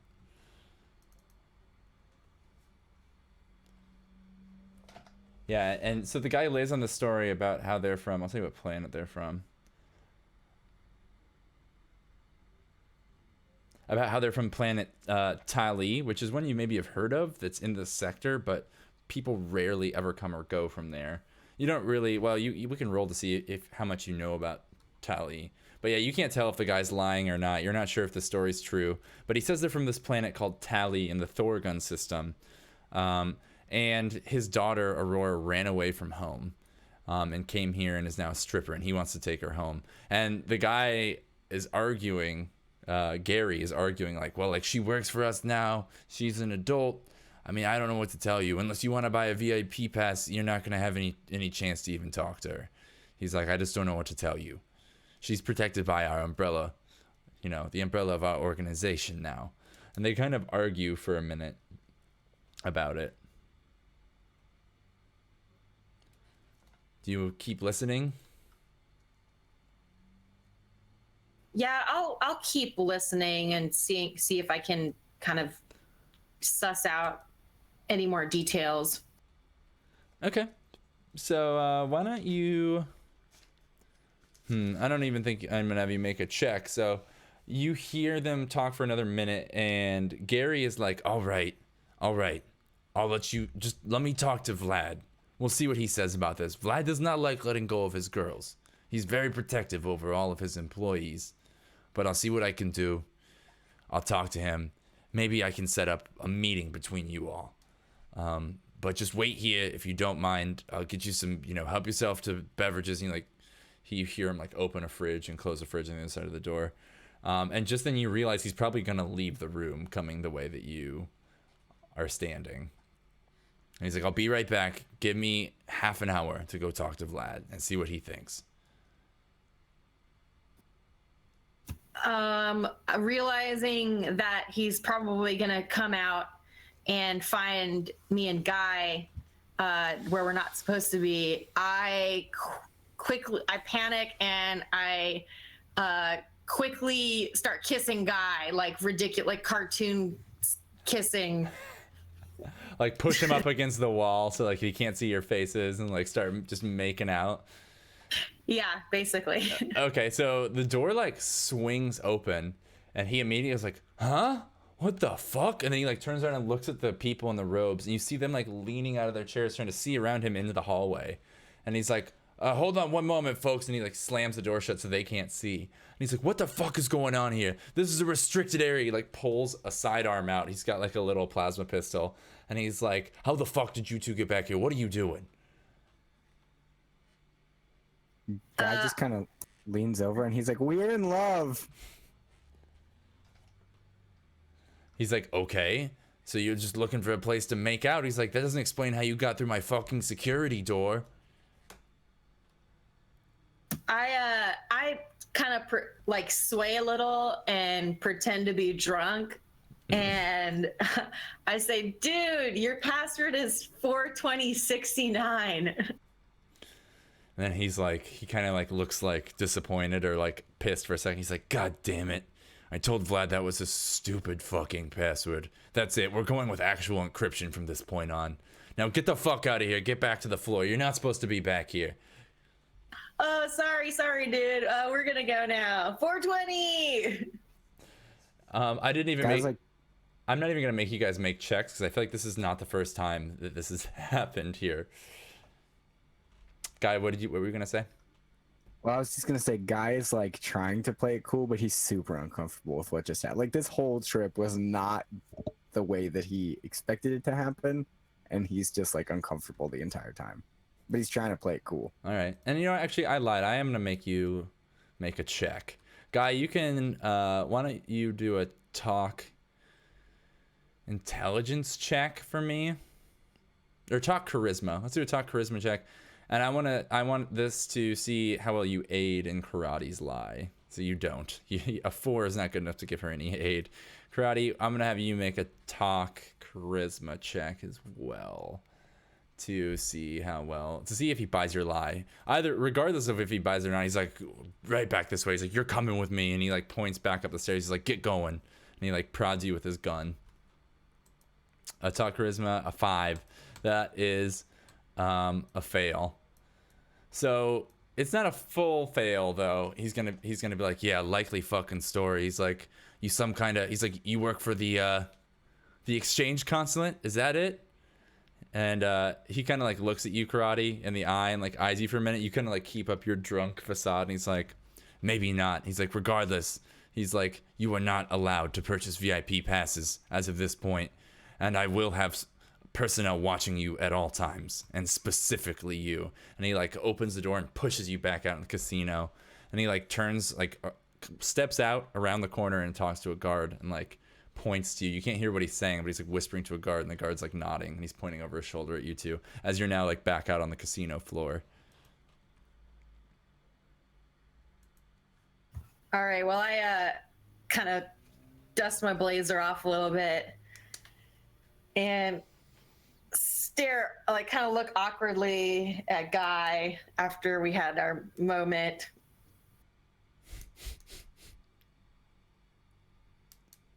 Guy's super uncomfortable. He is not sure what to think of what just happened. But he kind of like awkwardly like goes to like hold Karate's hand too, because he's not sure. I immediately like move away from him and go, let's go play some blackjack.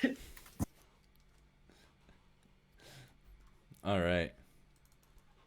So you want to go off to the blackjack table at this point? Yeah, I don't think there's anything more I can do with that situation, especially now that we have eyes all over us. So, I mean, I guess I'll just do what I came here to do. All right, great. Well, let's take a really quick break right here in the stream. All of you watching at home, stay tuned. All of you listening on podcasts and YouTube, we're going to play you a little commercial. And by the way, the one outside company that links this place to other things are the Meaty Mike's vending machines in every single corner. You just see a meat supper vending machine in like every single corner of the room.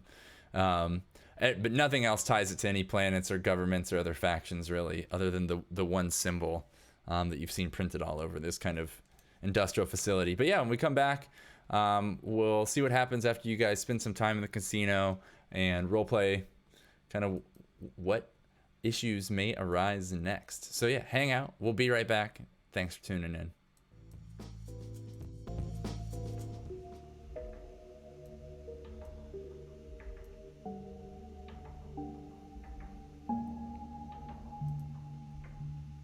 All right, we're back. Maybe I'm just hearing the music from Roll20. Do you guys hear Roll20 music? Yeah. Yes, that's what it is. All right, we are back, everyone. Thanks so much for waiting while we took a quick break.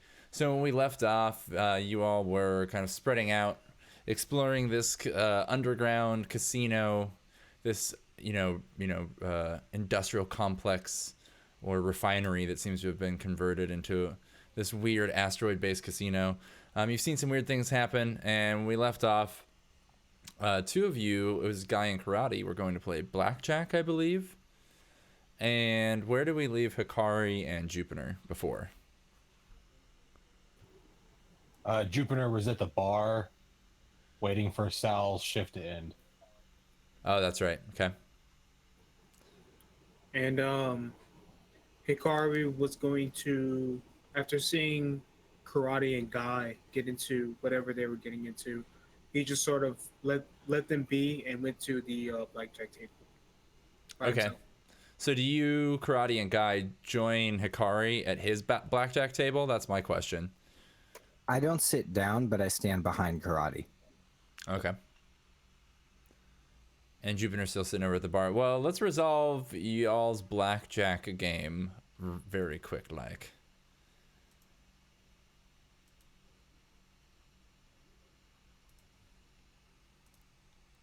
So everybody who's playing blackjack, why don't you make for me, I think maybe just a straight up intelligence check or mental saving throw. No, but that doesn't determine one winner. I think you could do a perform intelligence or perform charisma, or you could do, I'd let you do like a connect charisma or connect intelligence check. One of those two, your choice. Perform intelligence or perform charisma, whatever's better. Do we say how many credits we're putting down? And yeah, each of you, since you're all playing in the same game, I guess it should probably be the same amount. Okay, so there's like a 10 credit minimum. Yeah, I would say probably 10 credits minimum. But this will Okay. represent, let's say this represents all of your gambling for as long as you want to stay at the table. This one check.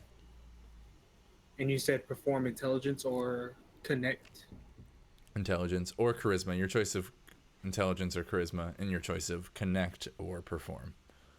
Now I've been putting in the modifier manually. Should I have been doing that, or? No, that's what I was wondering why it keeps saying -1. So like it should be set like if you hover over one. Let's see. Let me click one of yours. I don't know what the prompt is. If it asks you for a modifier, you don't have to put anything in unless I tell you otherwise. Oh, okay, that makes sense. Sorry. Okay, so perform. Was it intelligence? Yeah, or charisma, your choice. Whatever works better for your character. So we got Hikari playing blackjack, and Karate. Oh yeah, and Guy's just watching. And the dealer.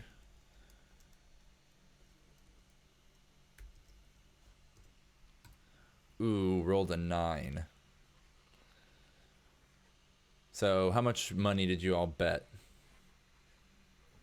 I put down 10 credits. Yeah. Wait, you said this was for the whole night? This represents your whole night of gambling, yeah. Well, I had 40 tokens available, so I would have gambled that.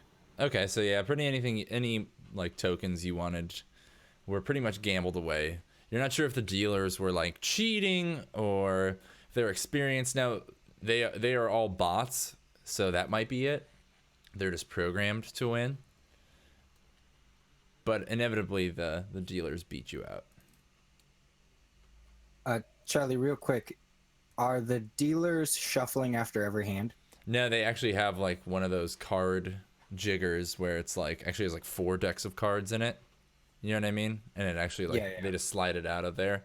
And then also once they run out after you play for a little bit, you notice like one of the robots like turns and like presses a button on its like dealer counter in front of it, and like a little light lights up on like all around your table. And someone comes out like a human employee, not in any kind of uniform, just kind of in like some shitty like, you know, clubber clothes, comes out from behind the pit with like a new tray with a new one of those things full of cards on it, and they just swap out right there rather than trying to like reshuffle the deck or put it back together. They just bring them a completely new set of like 4 decks mashed together.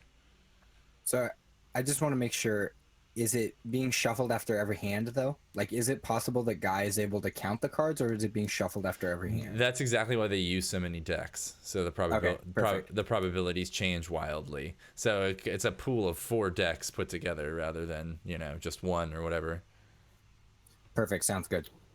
So yeah, while we're playing, Hikari's gonna ask Karate and Guy. So I saw you guys following them, those rogue figures in the back. Did you learn anything? No, we didn't kiss. Why would you ask me that? He tilts his head, kind of confused. I'm just like, ha ha, Guy, what are you talking about? Guy is visibly sweating. Okay, so nothing happened? You didn't learn anything? I tell him about what we heard at the door with the girl Aurora and the guy possibly pretending to be her father. Okay. Well, we're still in need of a ship, and Octavia still hasn't come through, so I guess we spread out and search for this Nova guy ourselves. Now that we've lost all our money gambling. And he sort of gives the bot a little death stare. Actually, Hikari's gonna look up and search for the guy who offered him drugs earlier. Yeah, has he come around yet? So, Hikari, as you like stand up from the blackjack table and everyone's kind of sad over their losses, you know, you like scan the room and you actually see from the main front entrance, like the huge blast doors like pull open, and you can see a new elevator has arrived and a new group of people is coming in through like the carved stone hallway off the elevator into the main casino room. And amongst them standing out is a dust wolf and then another dust wolf next to him who's like much like larger, must be 7 feet tall, wearing like bulky armor. One of them is just in like normal pilot gear, the other one's in full on bulk armor. And he like storms in and kind of like, just as this crowd of people like part around him, he like looks left and looks right and then identifies the 2 dust wolves at the table playing blackjack, which is like on the opposite side of the room from you. And he storms over there and they chat for a minute, and then he walks over to like the staircase where the catwalk is on the far west side of the room, kind of near their table. And he starts to like walk up it, and a guard with a pistol, like a security guard, stops him and says something. And he like, you can see, you can't hear what he's saying because he's so far away in the roar of the crowd, but you can just see he's like yelling at this guy and grabs his shirt and just like pushes him on the ground and storms up the stairs onto the catwalk and then like disappears into the blackness up there. Him and the other dust wolf behind him. Okay, and the 2 they were talking to stayed at the table? Mm-hmm, correct.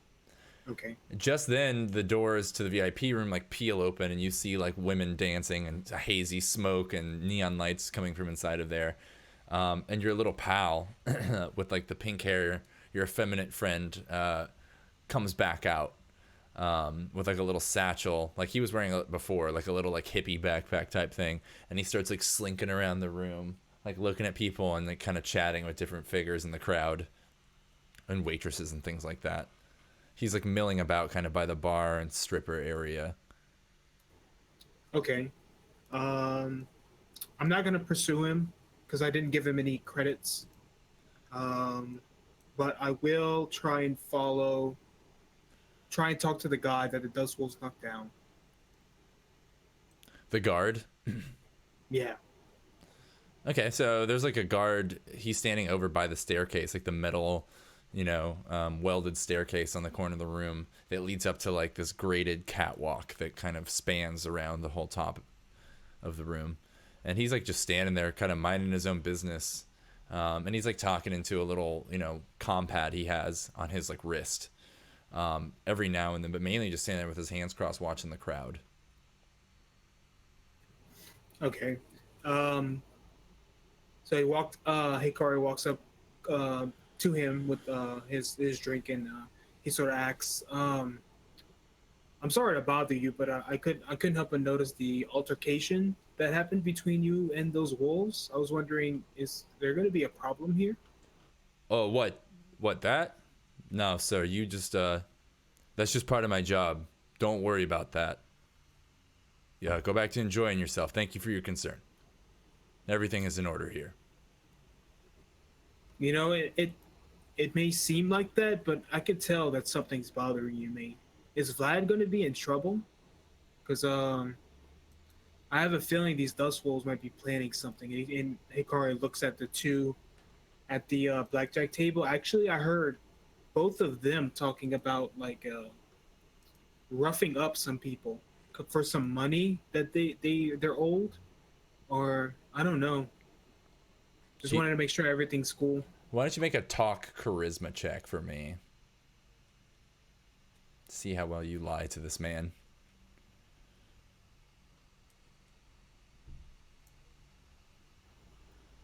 I got a 10. A 10 will do it.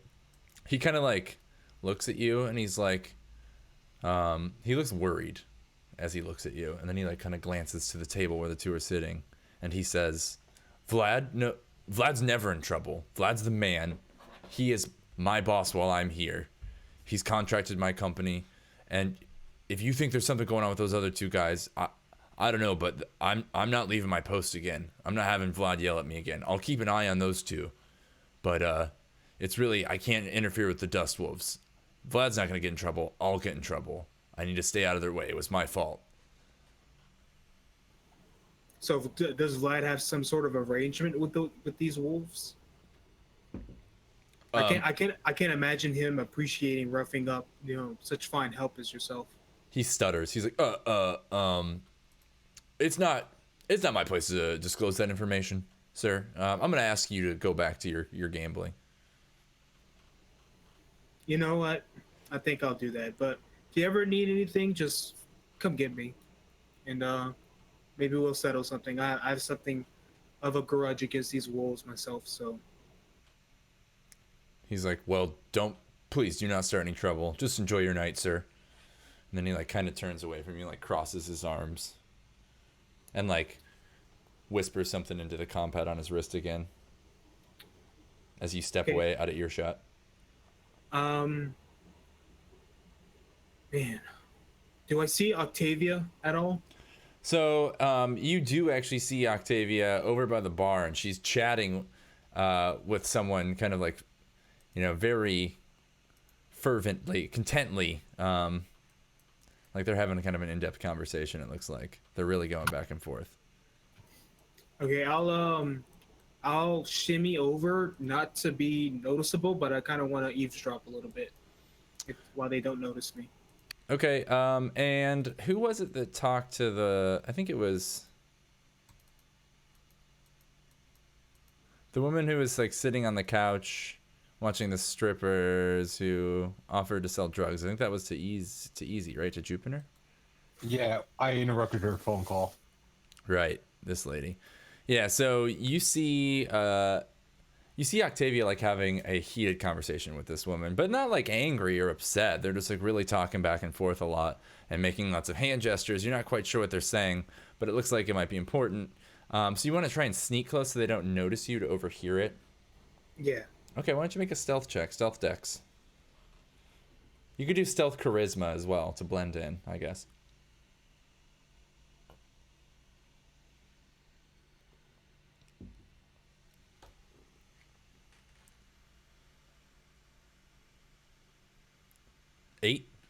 An 8 will definitely do it. So yeah, you kind of like hang out with your back towards them, kind of watching the strippers, like just standing with your drink in a crowd of people. Maybe dancing a little bit, like in the dance floor area while people are dancing, and trying to overhear what they're talking about. And as you get closer, Octavia, you hear her say to this woman, like, I see. So he's not going by that name anymore. Eddie? Is that what you said? That's his real fucking name? I've known him so long. I had no idea his name was Eddie. And the girl's like, yeah, totally. It's really weird. He's like a different person ever since he got all those implants. And then they're like trying to kind of, as you listen to the conversation unfold further, she's trying to convince this girl to take her or get her into the VIP section to talk to Eddie / Nova. Okay. So after hearing this, he sort of goes back to the caged off where you got buy credits and buy tokens and see if he can get a VIP pass.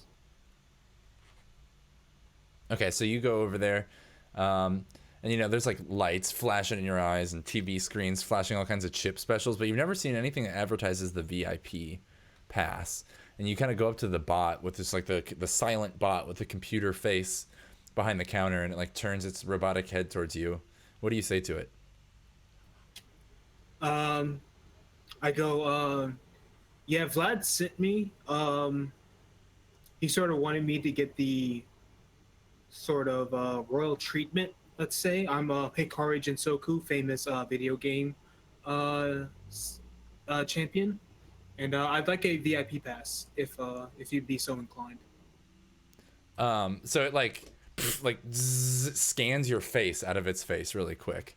And then like a loading thing, like, you know, wheel pops up on the computer screen face of the bot for a minute while you just kind of wait there. And then in all like capital letters across the screen, it says, "Are you here for the game?" ? Yes. I'm here for the game. Yeah, Vlad invited me.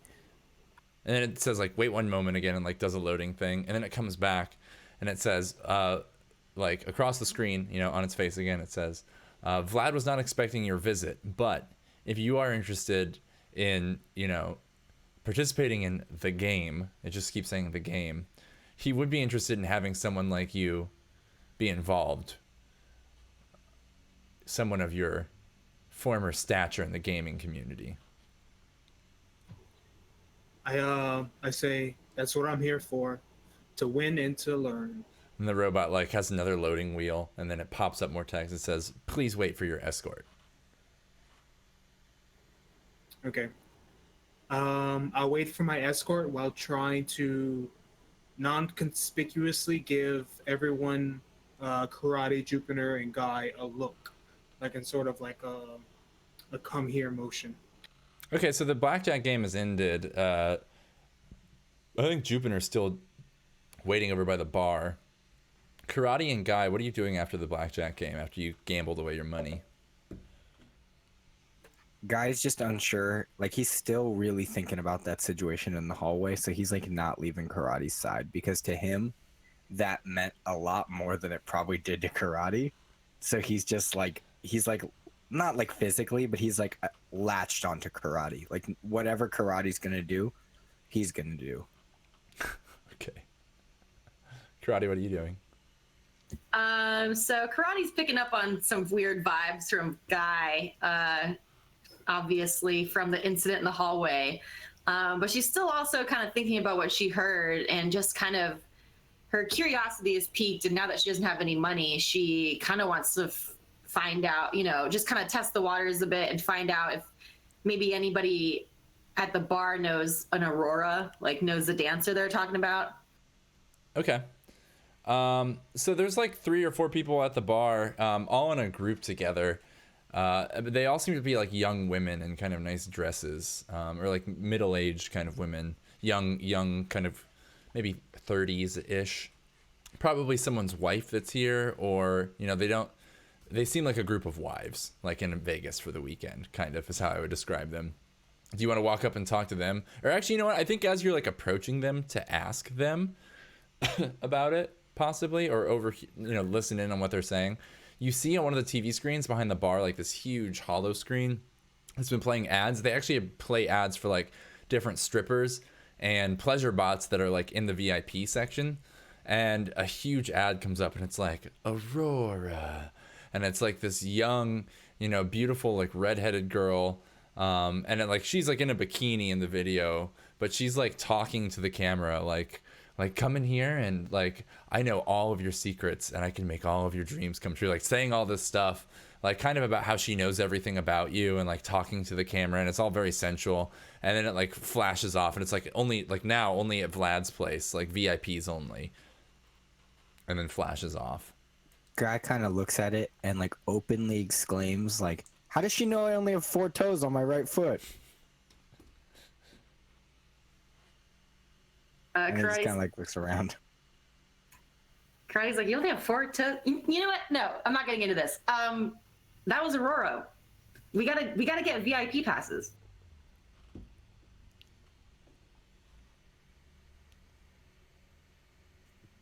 Guy kind of like nods and he's like, "Let's do it. I'm into it."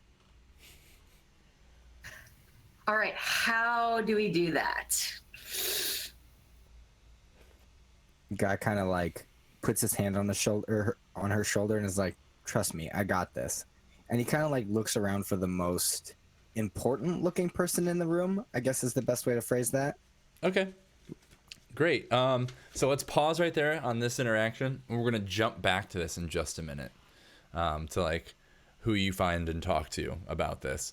And just as so I think I'll tell you who you see. You see one of the security guards, or possible security guards. There's a guy with a gun and some armor and like goggles on and a shaved head near the VIP door. He's not dressed in the same like hat and like Dickies work shirt with a patch on it that the rest of the security guards are. And he's just been hanging out next to the door. And every once in a while when someone comes through and like slots their, their laminate, he'll like stop them and like check the laminate visibly and then like send them in. Is standing there. So you like make your way across the room towards him. And as you do, Hikari is standing over by the cage, and Gary is what we decided his name was, the pit boss, the guy with like the big scar over his eye, also kind of a bald guy, but like a big, husky built fellow in a really expensive tuxedo, comes out, or expensive suit probably. And he's like, kind of looks around for a minute and then looks over at Hikari. Hikari, what are you wearing? Like how cool do you look as he like comes out of this side door by the cage and finds you? Okay, so Hikari's wearing all black with some sort of like that suit that Adam Jensen has in Human Revolution with the side of gold and black filigree. Mm-hmm. It's like that, but with red on the shoulders, and he has his clan's emblem in his back. And underneath the coat, which is like a long leather duster type, underneath he's wearing like a nice black V-neck, and underneath that is like a fishnet top. Ooh. Yeah.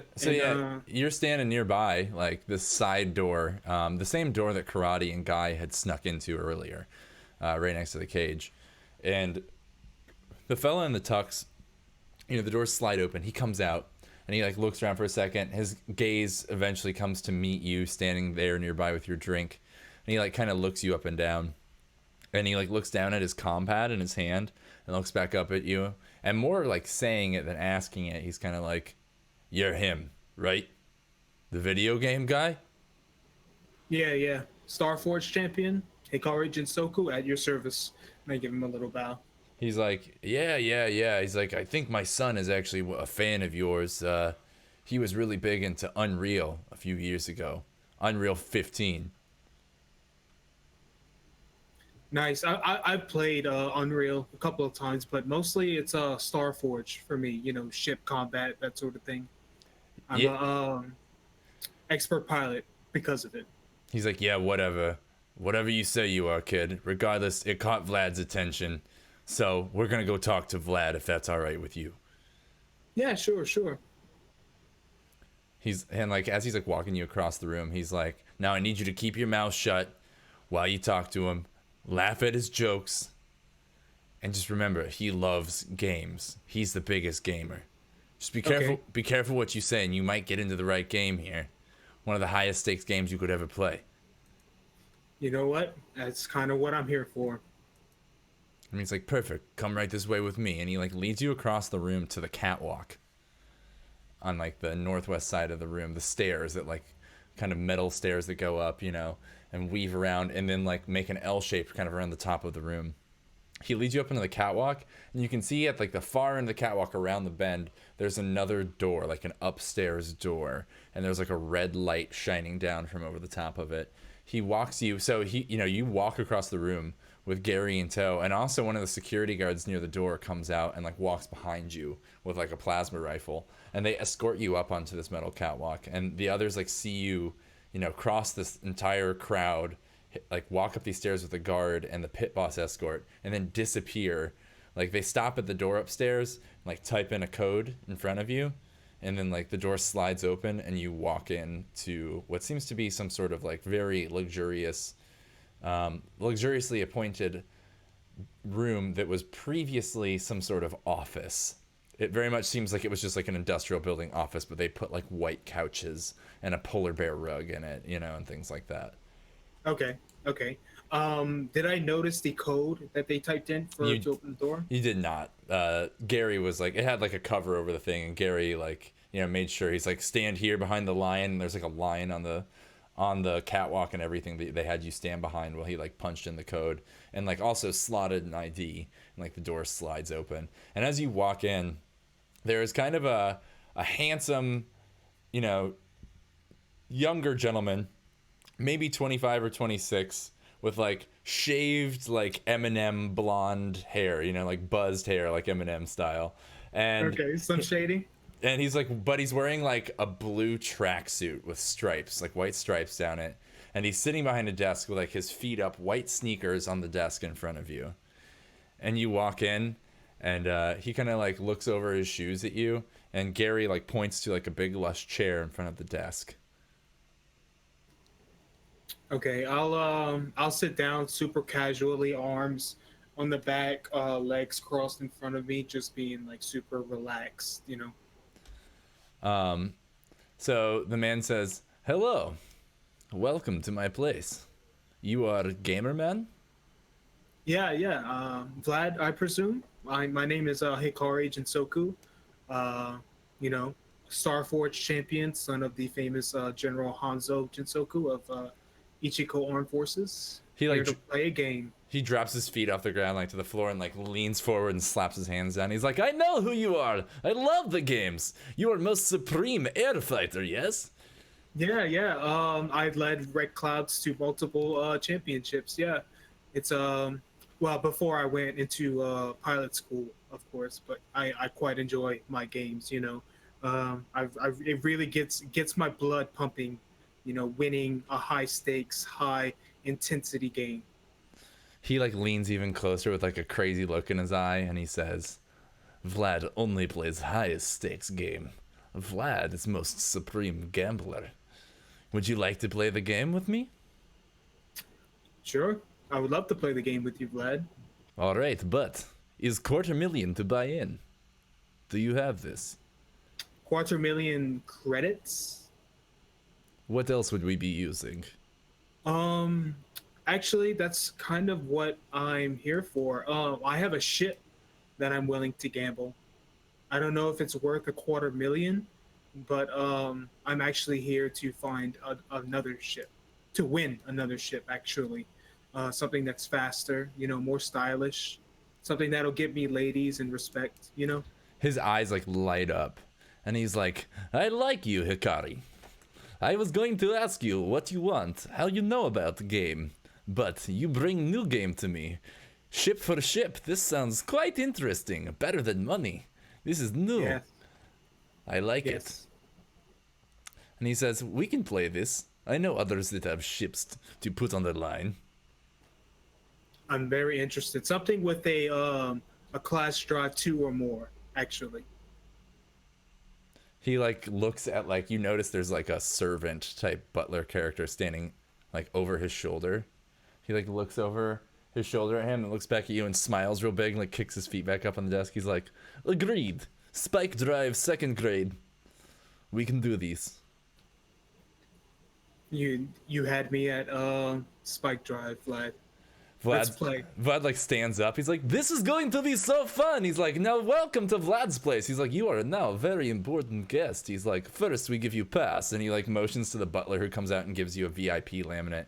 He's like, "You stay here for 2 days. Game happens when most supreme gambler from Kanos arrive." Okay. Does this Supreme Gambler have a name, perchance? Something that maybe someone I might recognize in my sort of foray into the gambling world? He was Baccarat champion 14 years ago. Darik. Darik. Good friend of mine. And he's like, "Did you not know that I too am from Kanto? Or Kanos?" You're from Kanos? Oh, I have a friend from Kanos, actually. And he like leans forward and he's like, "Wait, who is friend? Actually, Vlad always opens stupid big mouth. You do not spread this around, Hikari, you understand?" Oh, of course. It's us gamers know how to keep our mouth shut and in with each other. You know, so we can't expose all of our secrets, otherwise we wouldn't be able to win, right? I suppose so. But I can't help but be curious about Friend. Is Friend here with you? Yeah, actually, he's downstairs. I've come with a couple of friends. Actually, my crew came here in order for us to, you know, like I said, win a ship or acquire a ship in order for us to sort of play our hand at the gold rush for the uranium and things. Interesting. You wait 1 minute, Hikari. I must check on one thing. And he like Actually, yes. before you go, I was wondering if do you have any cucumber water? He's like, I knew I liked you, Hikari. I have a penchant for infused liquids. Just one moment.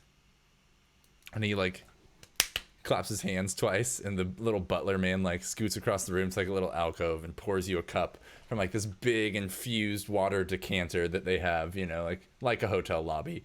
And he brings you a cup of cucumber water. And Vlad like scurries across the room to another little alcove and like clicks a few buttons.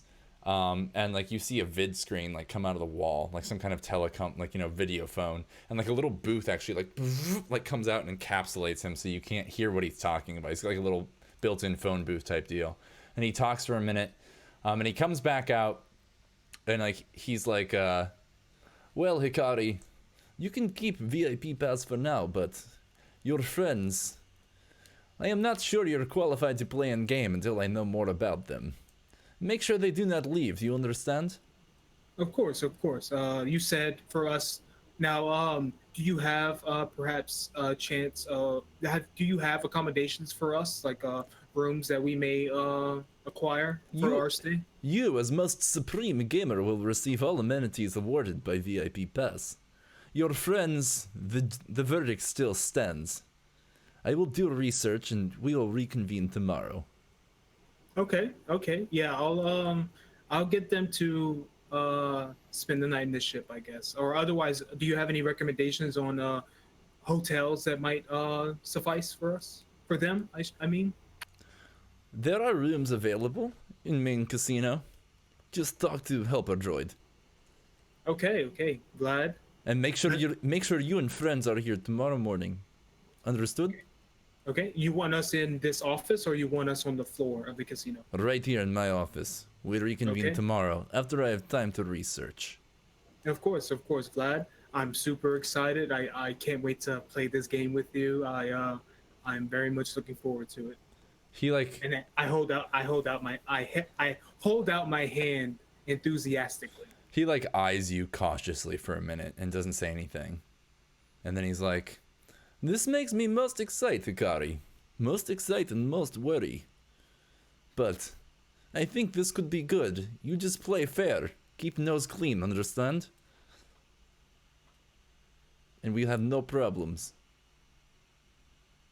Oh, my nose is like internally clean. I'm squeaky how clean I am, Vlad. You have no worries for me. I actually hate authority as much as the next guy. He's like, perfect. Now make sure you back tomorrow. And he like motions at the butler, and the butler comes over and like hands him a little bag of pink crystals. And as you like get up and are like being escorted out by Greg, you see him like knocking like the crystals out on his desk and like crushing them with the butt of a laser pistol. And like as the door closes behind you, he's like just snorts a huge line. Okay. Yes. I go back to everyone, and I tell them what transpired and try and gather them together and huddle in a corner. I don't tell Octavia, but I get Jupiter, I get Karate, and I get God. Okay, so Jupiter and not Jupiter, Karate and Guy, what were you guys doing when we left you off? You were about to go approach the more important looking guard at the VIP section, right? Yeah, I was looking for the most important guard because I was going to try and quote-unquote guide my way into a situation. Okay. I was about to talk to the ladies near the bar, the ones that looked like wives. the wedding party. Okay, so let's roleplay that real quick before before Hikari is able to return from his meeting with Vlad. So, Guy, yeah, you see this like fellow in like tactical goggles and some armor, who's been like checking out, credentials every once in a while, standing at the VIP door. What do you say as you walk up to him? Real quick, does he have a name tag on? He does. It says Special Agent Blackmore. Great. I kind of walk up to him and I'm like, "Hey, Greg, how you doing?" He like, why don't you make a luck save right off the bat?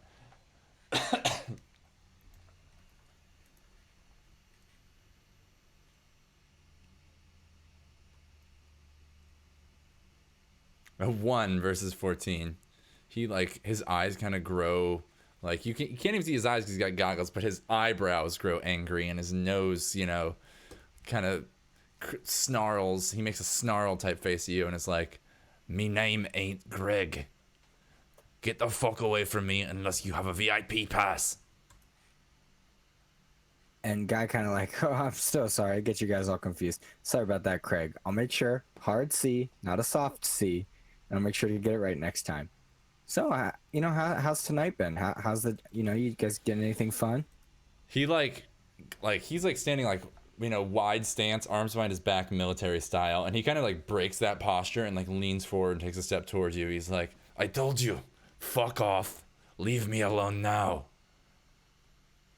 Unless you have a VIP pass, leave me alone." Is Karate watching Guy? I don't think so. I think she's split off, right, to go talk to these other ladies. Yeah, I'm not really looking that direction. All right. Guy kind of rolls the metaphorical dice and clenches his chest and starts to scream. All right. Why don't you make a perform?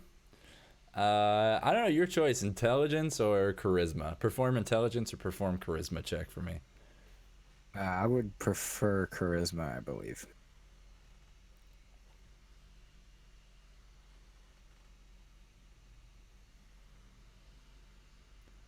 Cool, Right. I got a 10. So the guy's like his like hardened looking face, his kind of mean visage underneath the goggles, like kind of melts away into one of worry, and he pulls the goggles off and puts them on his forehead. And you can see now, Guy, he's actively worried. He's like, "Holy shit, this old fucker's dying!" And he like starts being like, "Help! I need help!" and like yelling to other guards, and like all kinds of guards start rushing over to you.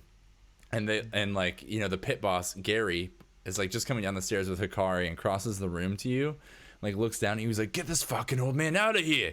Get in the medical bay before someone sees. This is awful for fucking business." Like the guards will like hoist you up by the arm and they take you back away into the VIP area, and then disappear like as the doors close. And as you get dragged through the VIP area, you can see it's like almost pretty much just a strip club inside. And they drag you through a back door into like a small little medical room. So I'm technically in the VIP area now. They've drug you through it to the other side into a medical bay. Real quick, do any of these guards have visible VIP badges like on their belts or anywhere that my hands might be able to like casually grab one? They all have security either on their clipped to their jacket or clipped to their hip. So yeah, you could like try and steal one in the chaos of you faking your heart attack. Yeah, I'm gonna say Guy then proceeds to start like shaking and try and like grab one of the VIP badges from the guy on his left. All right, you got a really good perform check. So why don't you make a? I'm gonna say a sneak check. Your choice of dex or intelligence. So Guy breaks out into like convulsions, and one guy's like, "Oh my fucking god, he's having a seizure! Like, get him to the medical bay!" They're like running through the hallway, dragging you, like through this VIP area, like past all of these like really rich looking folks kind of sitting around these strip club stages in the dark. And they drag you away into like a back room area that has like a small medical table and some lights. And you said dex or intelligence? Yep, your choice. Cool, then same to me, so I'll just do dex. Oh my god, yeah, and in the confusion, you like slip one of the guard's credentials right off of his belt, and are even able to like stuff it down like Guy's like baggy grandpa blue jeans into the pocket. Now, Overalls, I think. out of character, would you consider this stealing something from the casino? Sure, yeah. If you have it when you leave, why not? Okay, perfect. So you pocket it and they pull you in, and then after a few minutes, like a nurse type or a medic comes in wearing the security company uniform, not seemingly one of Vlad's people, because most of Vlad's employees seem to like be wearing just like street clothes mostly. This is someone in one of the security outfits is like, I'm a trained combat medic. Like, let me just take your vitals. I'm going to hook you up to some machines. And like, he starts hooking you up to some stuff. He's like, just relax, just like lay down. And he like shoots you in the arm with a little Valium shot. And like, Guy just starts like drifting out and like getting sleepy and kind of giggling until he just passes out drooling on the table. Perfect. All right. Can I say the last thing that Guy says before he's unconscious is karate? He's like, karate. And the medic guy's like, sure. Whatever you say, old man. Karate and jujitsu too, if you want. And then like Guy like passes out, you know, just saying whatever to appease you. And then let's cut back to karate. So karate, you're approaching this like seemingly like bachelorette party for a middle-aged wife that's congregated at the bar, and all these women are chattering and drinking and talking about what game they want to go gamble on. So I have a question. I didn't want to interrupt and all that. Sure. Because they're making a whole big commotion right behind me. Do I notice any of that? Totally. I'm sure you will turn around and see Guy be dragged away. In fact, yeah, let's start there. What's your reaction to Guy dropping to the floor behind you? You turn around, it looks like Guy's having a heart attack. Guy, do you like give her a wink or anything, or you just let her believe that you're... So that's why I asked if she saw me, because anyone that I can see from our crew, I definitely want to give them like a motion, like that I'm good. Like I know that Guy's been doing thumbs up a lot, so I kind of almost casually do a thumbs up, like maybe behind the back of like someone that's helping me. I think like you turn around in time, karate, to see like Guy clutching his chest and being like dragged by his arms through the VIP door, and like just as like they like turn around and start dragging him away, he gives you like a just like real quick as you two like make eye contact across the crowd, and you're like, what the fuck? And then he's dragged away and the VIP door like closes behind you, and then you're alone except for Jupiter, who you see sitting at the far end of the bar, just like watching this girl kind of cross the room. So I see a girl across the room? No, you notice Jupiter's watching a girl who's the waitress. He's like got his eye on her as she's, walking around delivering drinks. So he's like not really paying too much attention to Guy. Okay, so I proceed to the bar and saddle up next to the expensive looking wives. Okay.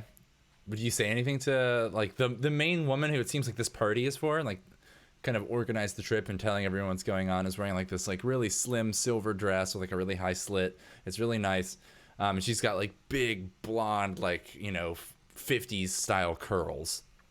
She's like kind of standing with her back to you, like drinking a pink drink out of a martini glass.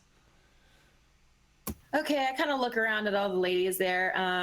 Is there a detect lesbian check to make? Oh, I like that. Yeah, why don't you roll... I think a connect check. Probably connect charisma or connect... I think wisdom, because it's not intelligence, it's intuition, Gaydar.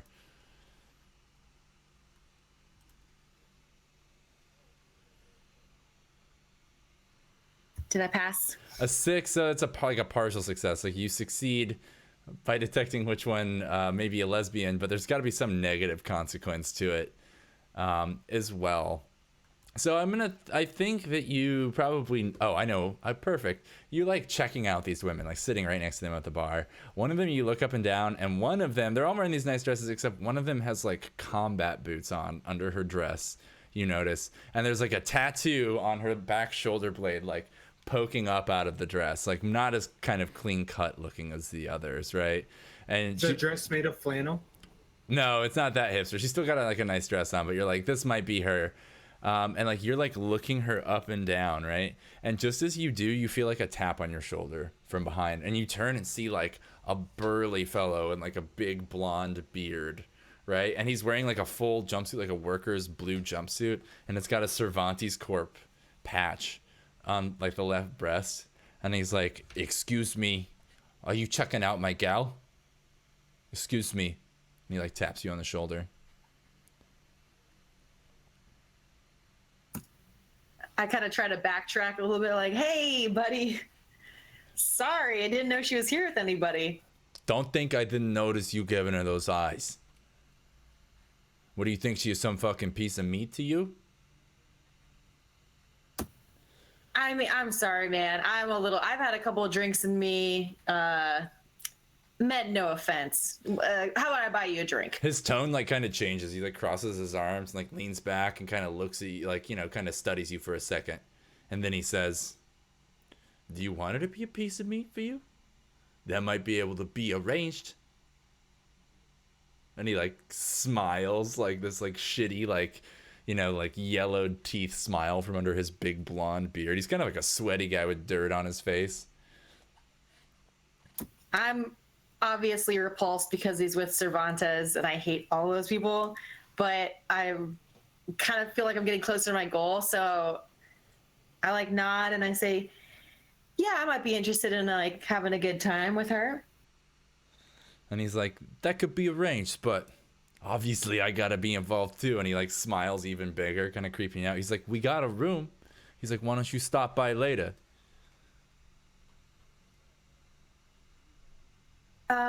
Yeah. So I ask him what his room number is. He's like, "Suite number 15. You come by. We'll be there after 10. We'll have champagne too.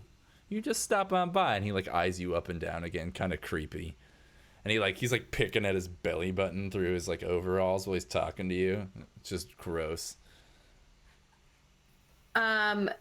Sensing that I'm kind of like losing control of the situation, I try to casually like slip in like, "Oh yeah, you know, I left my my wallet in the VIP lounge. It had my VIP pass in it. Mind if I borrow yours and I can meet you right back at the room?" He's like, "You think Cervantes buys us VIP passes? Nah.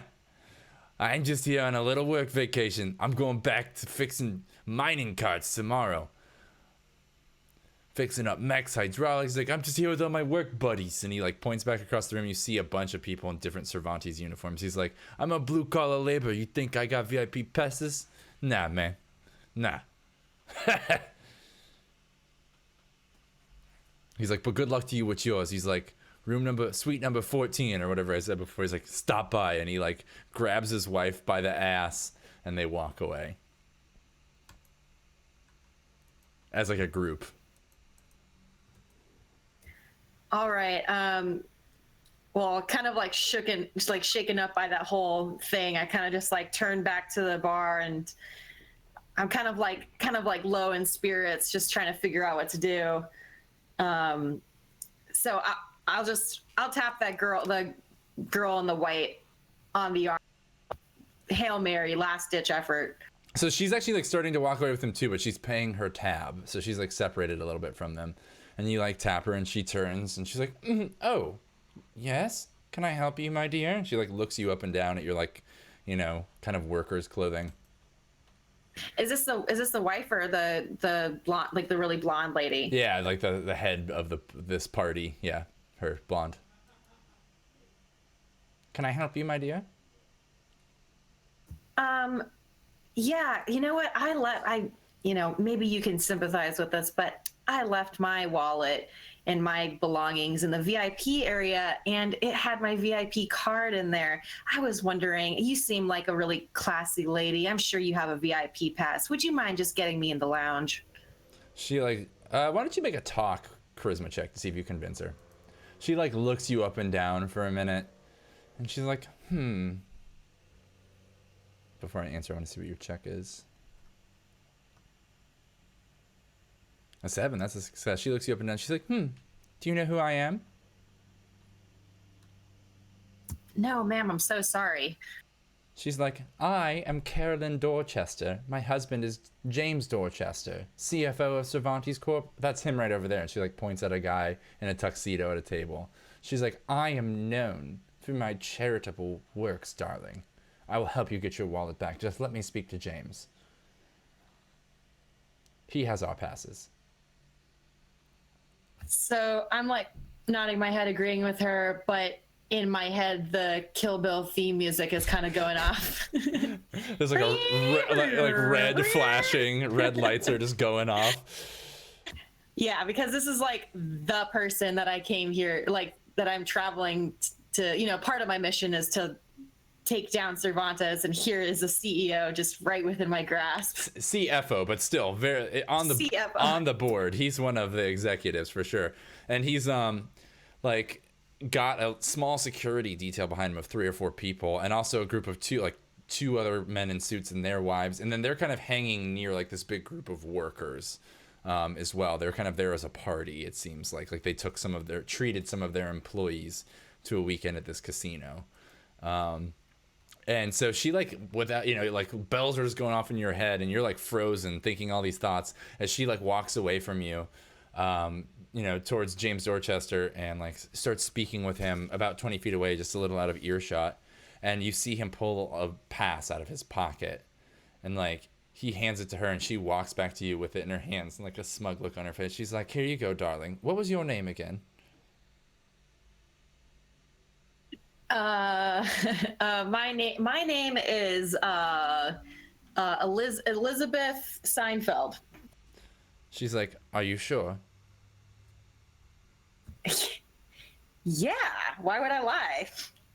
Good point. Well, Elizabeth, darling, it's lovely to meet you. Hopefully we can possibly play some games together later. I hope to see you on the floor, but for now, use this to find your wallet, and when you do, please return it as soon as possible. Oh, absolutely. Thank you, Miss Dorchester. You're a wonderful person. And she's like, by the way, darling, I didn't tell you, but I absolutely love your helmet. She like kind of like gives you like a I actually don't love it look, and like looks at your like steelworker's helmet hanging off your belt. Oh, oh, that's just my little ironic joke, you know. All right, so she hands you the VIP pass and you like pocket it, and she's like, it's very great, darling, love the joke. Now I must get back to my party. Ta-ta! And she like waves at you and like, you know, skirts away through the crowd towards her husband. I scurry off, like obviously surprised that excited that I got the pass. So I want to head towards the VIP lounge. Okay. So the guy that was like checking people's credentials, you know, like he checked like 1 every 4 people, is gone with Guy dragging him into the med bay. So you just walk up and like wave your, you know, lanyard past, or your laminate past like a little fob, and the door like slides open. This extremely dark room opens up beyond with 2 different strip club stages, one with all men on it, one with all women on the other, and like a little bar in the corner that's set up on like seemingly like vent pipes that come out of the wall and like a horseshoe. There's like a bot standing behind it with different drinks balancing on it, and then another door that says champagne room on it, like off to your right. And you walk in and there's couches just, you know, stretched out around each stage, kind of in the darkness. And there's really only 4 or 5 people in here, sitting in small groups of 2 to 3 people. So probably like 2 different small groups. Are any of them like red-haired girls? The one girl on stage is like, yeah, has like, looks exactly like the girl from the Aurora video, has like a band of freckles across her nose and red hair, and is like dancing on the stage with another girl who has like a robotic arm. Okay, I take a seat closest to the stage and pull out a couple of credits and kind of shake them a little bit. Or yeah, there's like a slot next to you in the couch that you just like, you know, slot it into. All right, and we'll cut off there and we'll pick up next time there. And before we end the session for today, I just want to wrap up one last little role play. So Jupiter, you're sitting by the bar. And so over by the bar on that west wall, there are 2 smaller doors, like one behind the bar that leads to a back room, and then another one that like splits off into 2 restrooms. and like the door behind the bar like opens up, and it is Sal, the waitress girl, and she like comes out, you know, and walks like around you, and you feel a hand on your shoulder, and she leans around, and she's like, "Hey, you still here?" Hey, I've been waiting for you. "Yeah, it's been like 3 hours. You must really be stuck here, huh? You must need to make that phone call real bad." I'm not sure what else to do. It's an emergency. She's like, "Well, let me introduce you to my other boss for my second job. He could probably help. He's good with computers." I'd really appreciate it. Thank you. Yeah, no problem. I'll take you to meet Eddie right now. Come on." And she like motions to like the front door of like where the elevator was that takes you back up to the biosphere.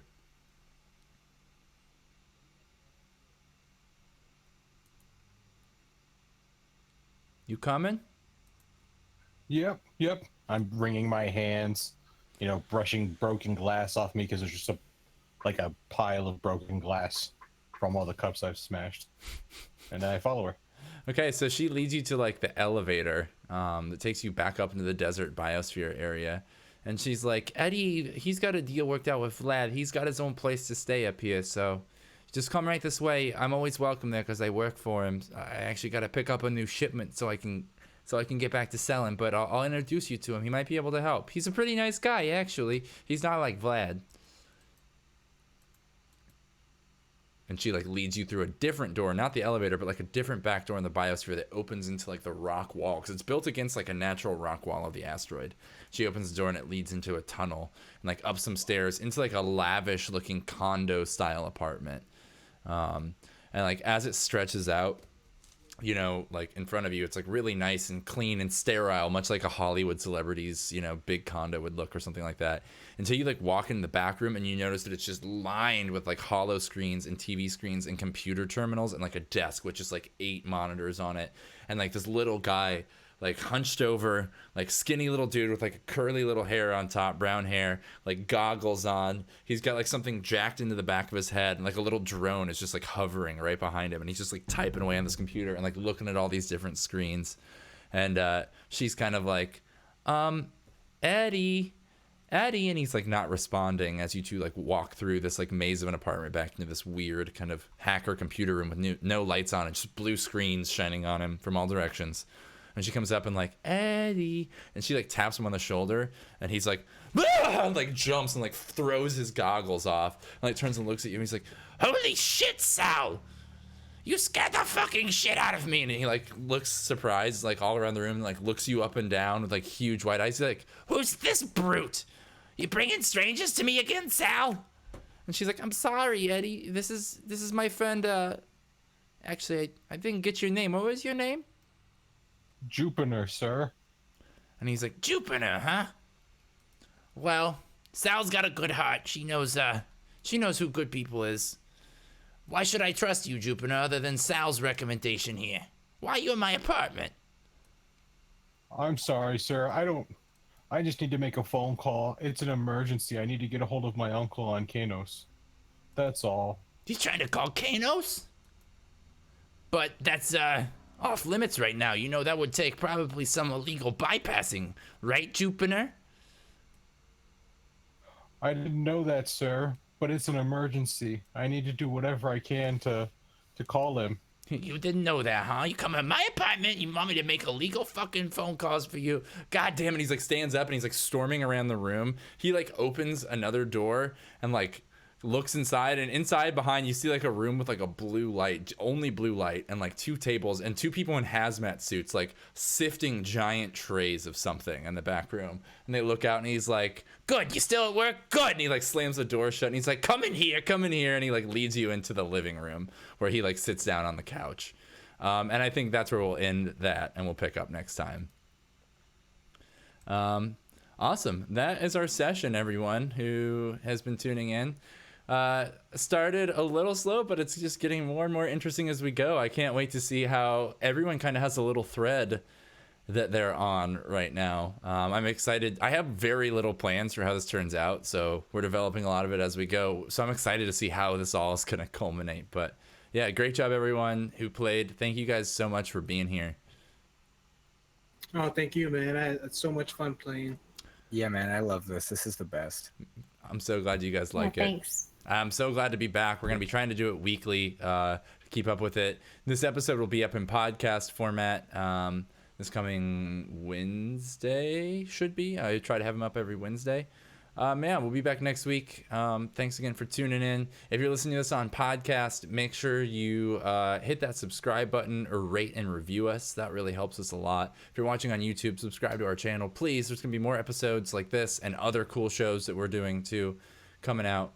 And yeah, follow us on the socials, all that other stuff. I'll post our social links in chat for those watching us live right now. Give us a follow on the YouTube, the Twitter, the Facebook. We're always putting out cool new stuff. And yeah, let's do quick shout outs and plugs for our awesome cast members.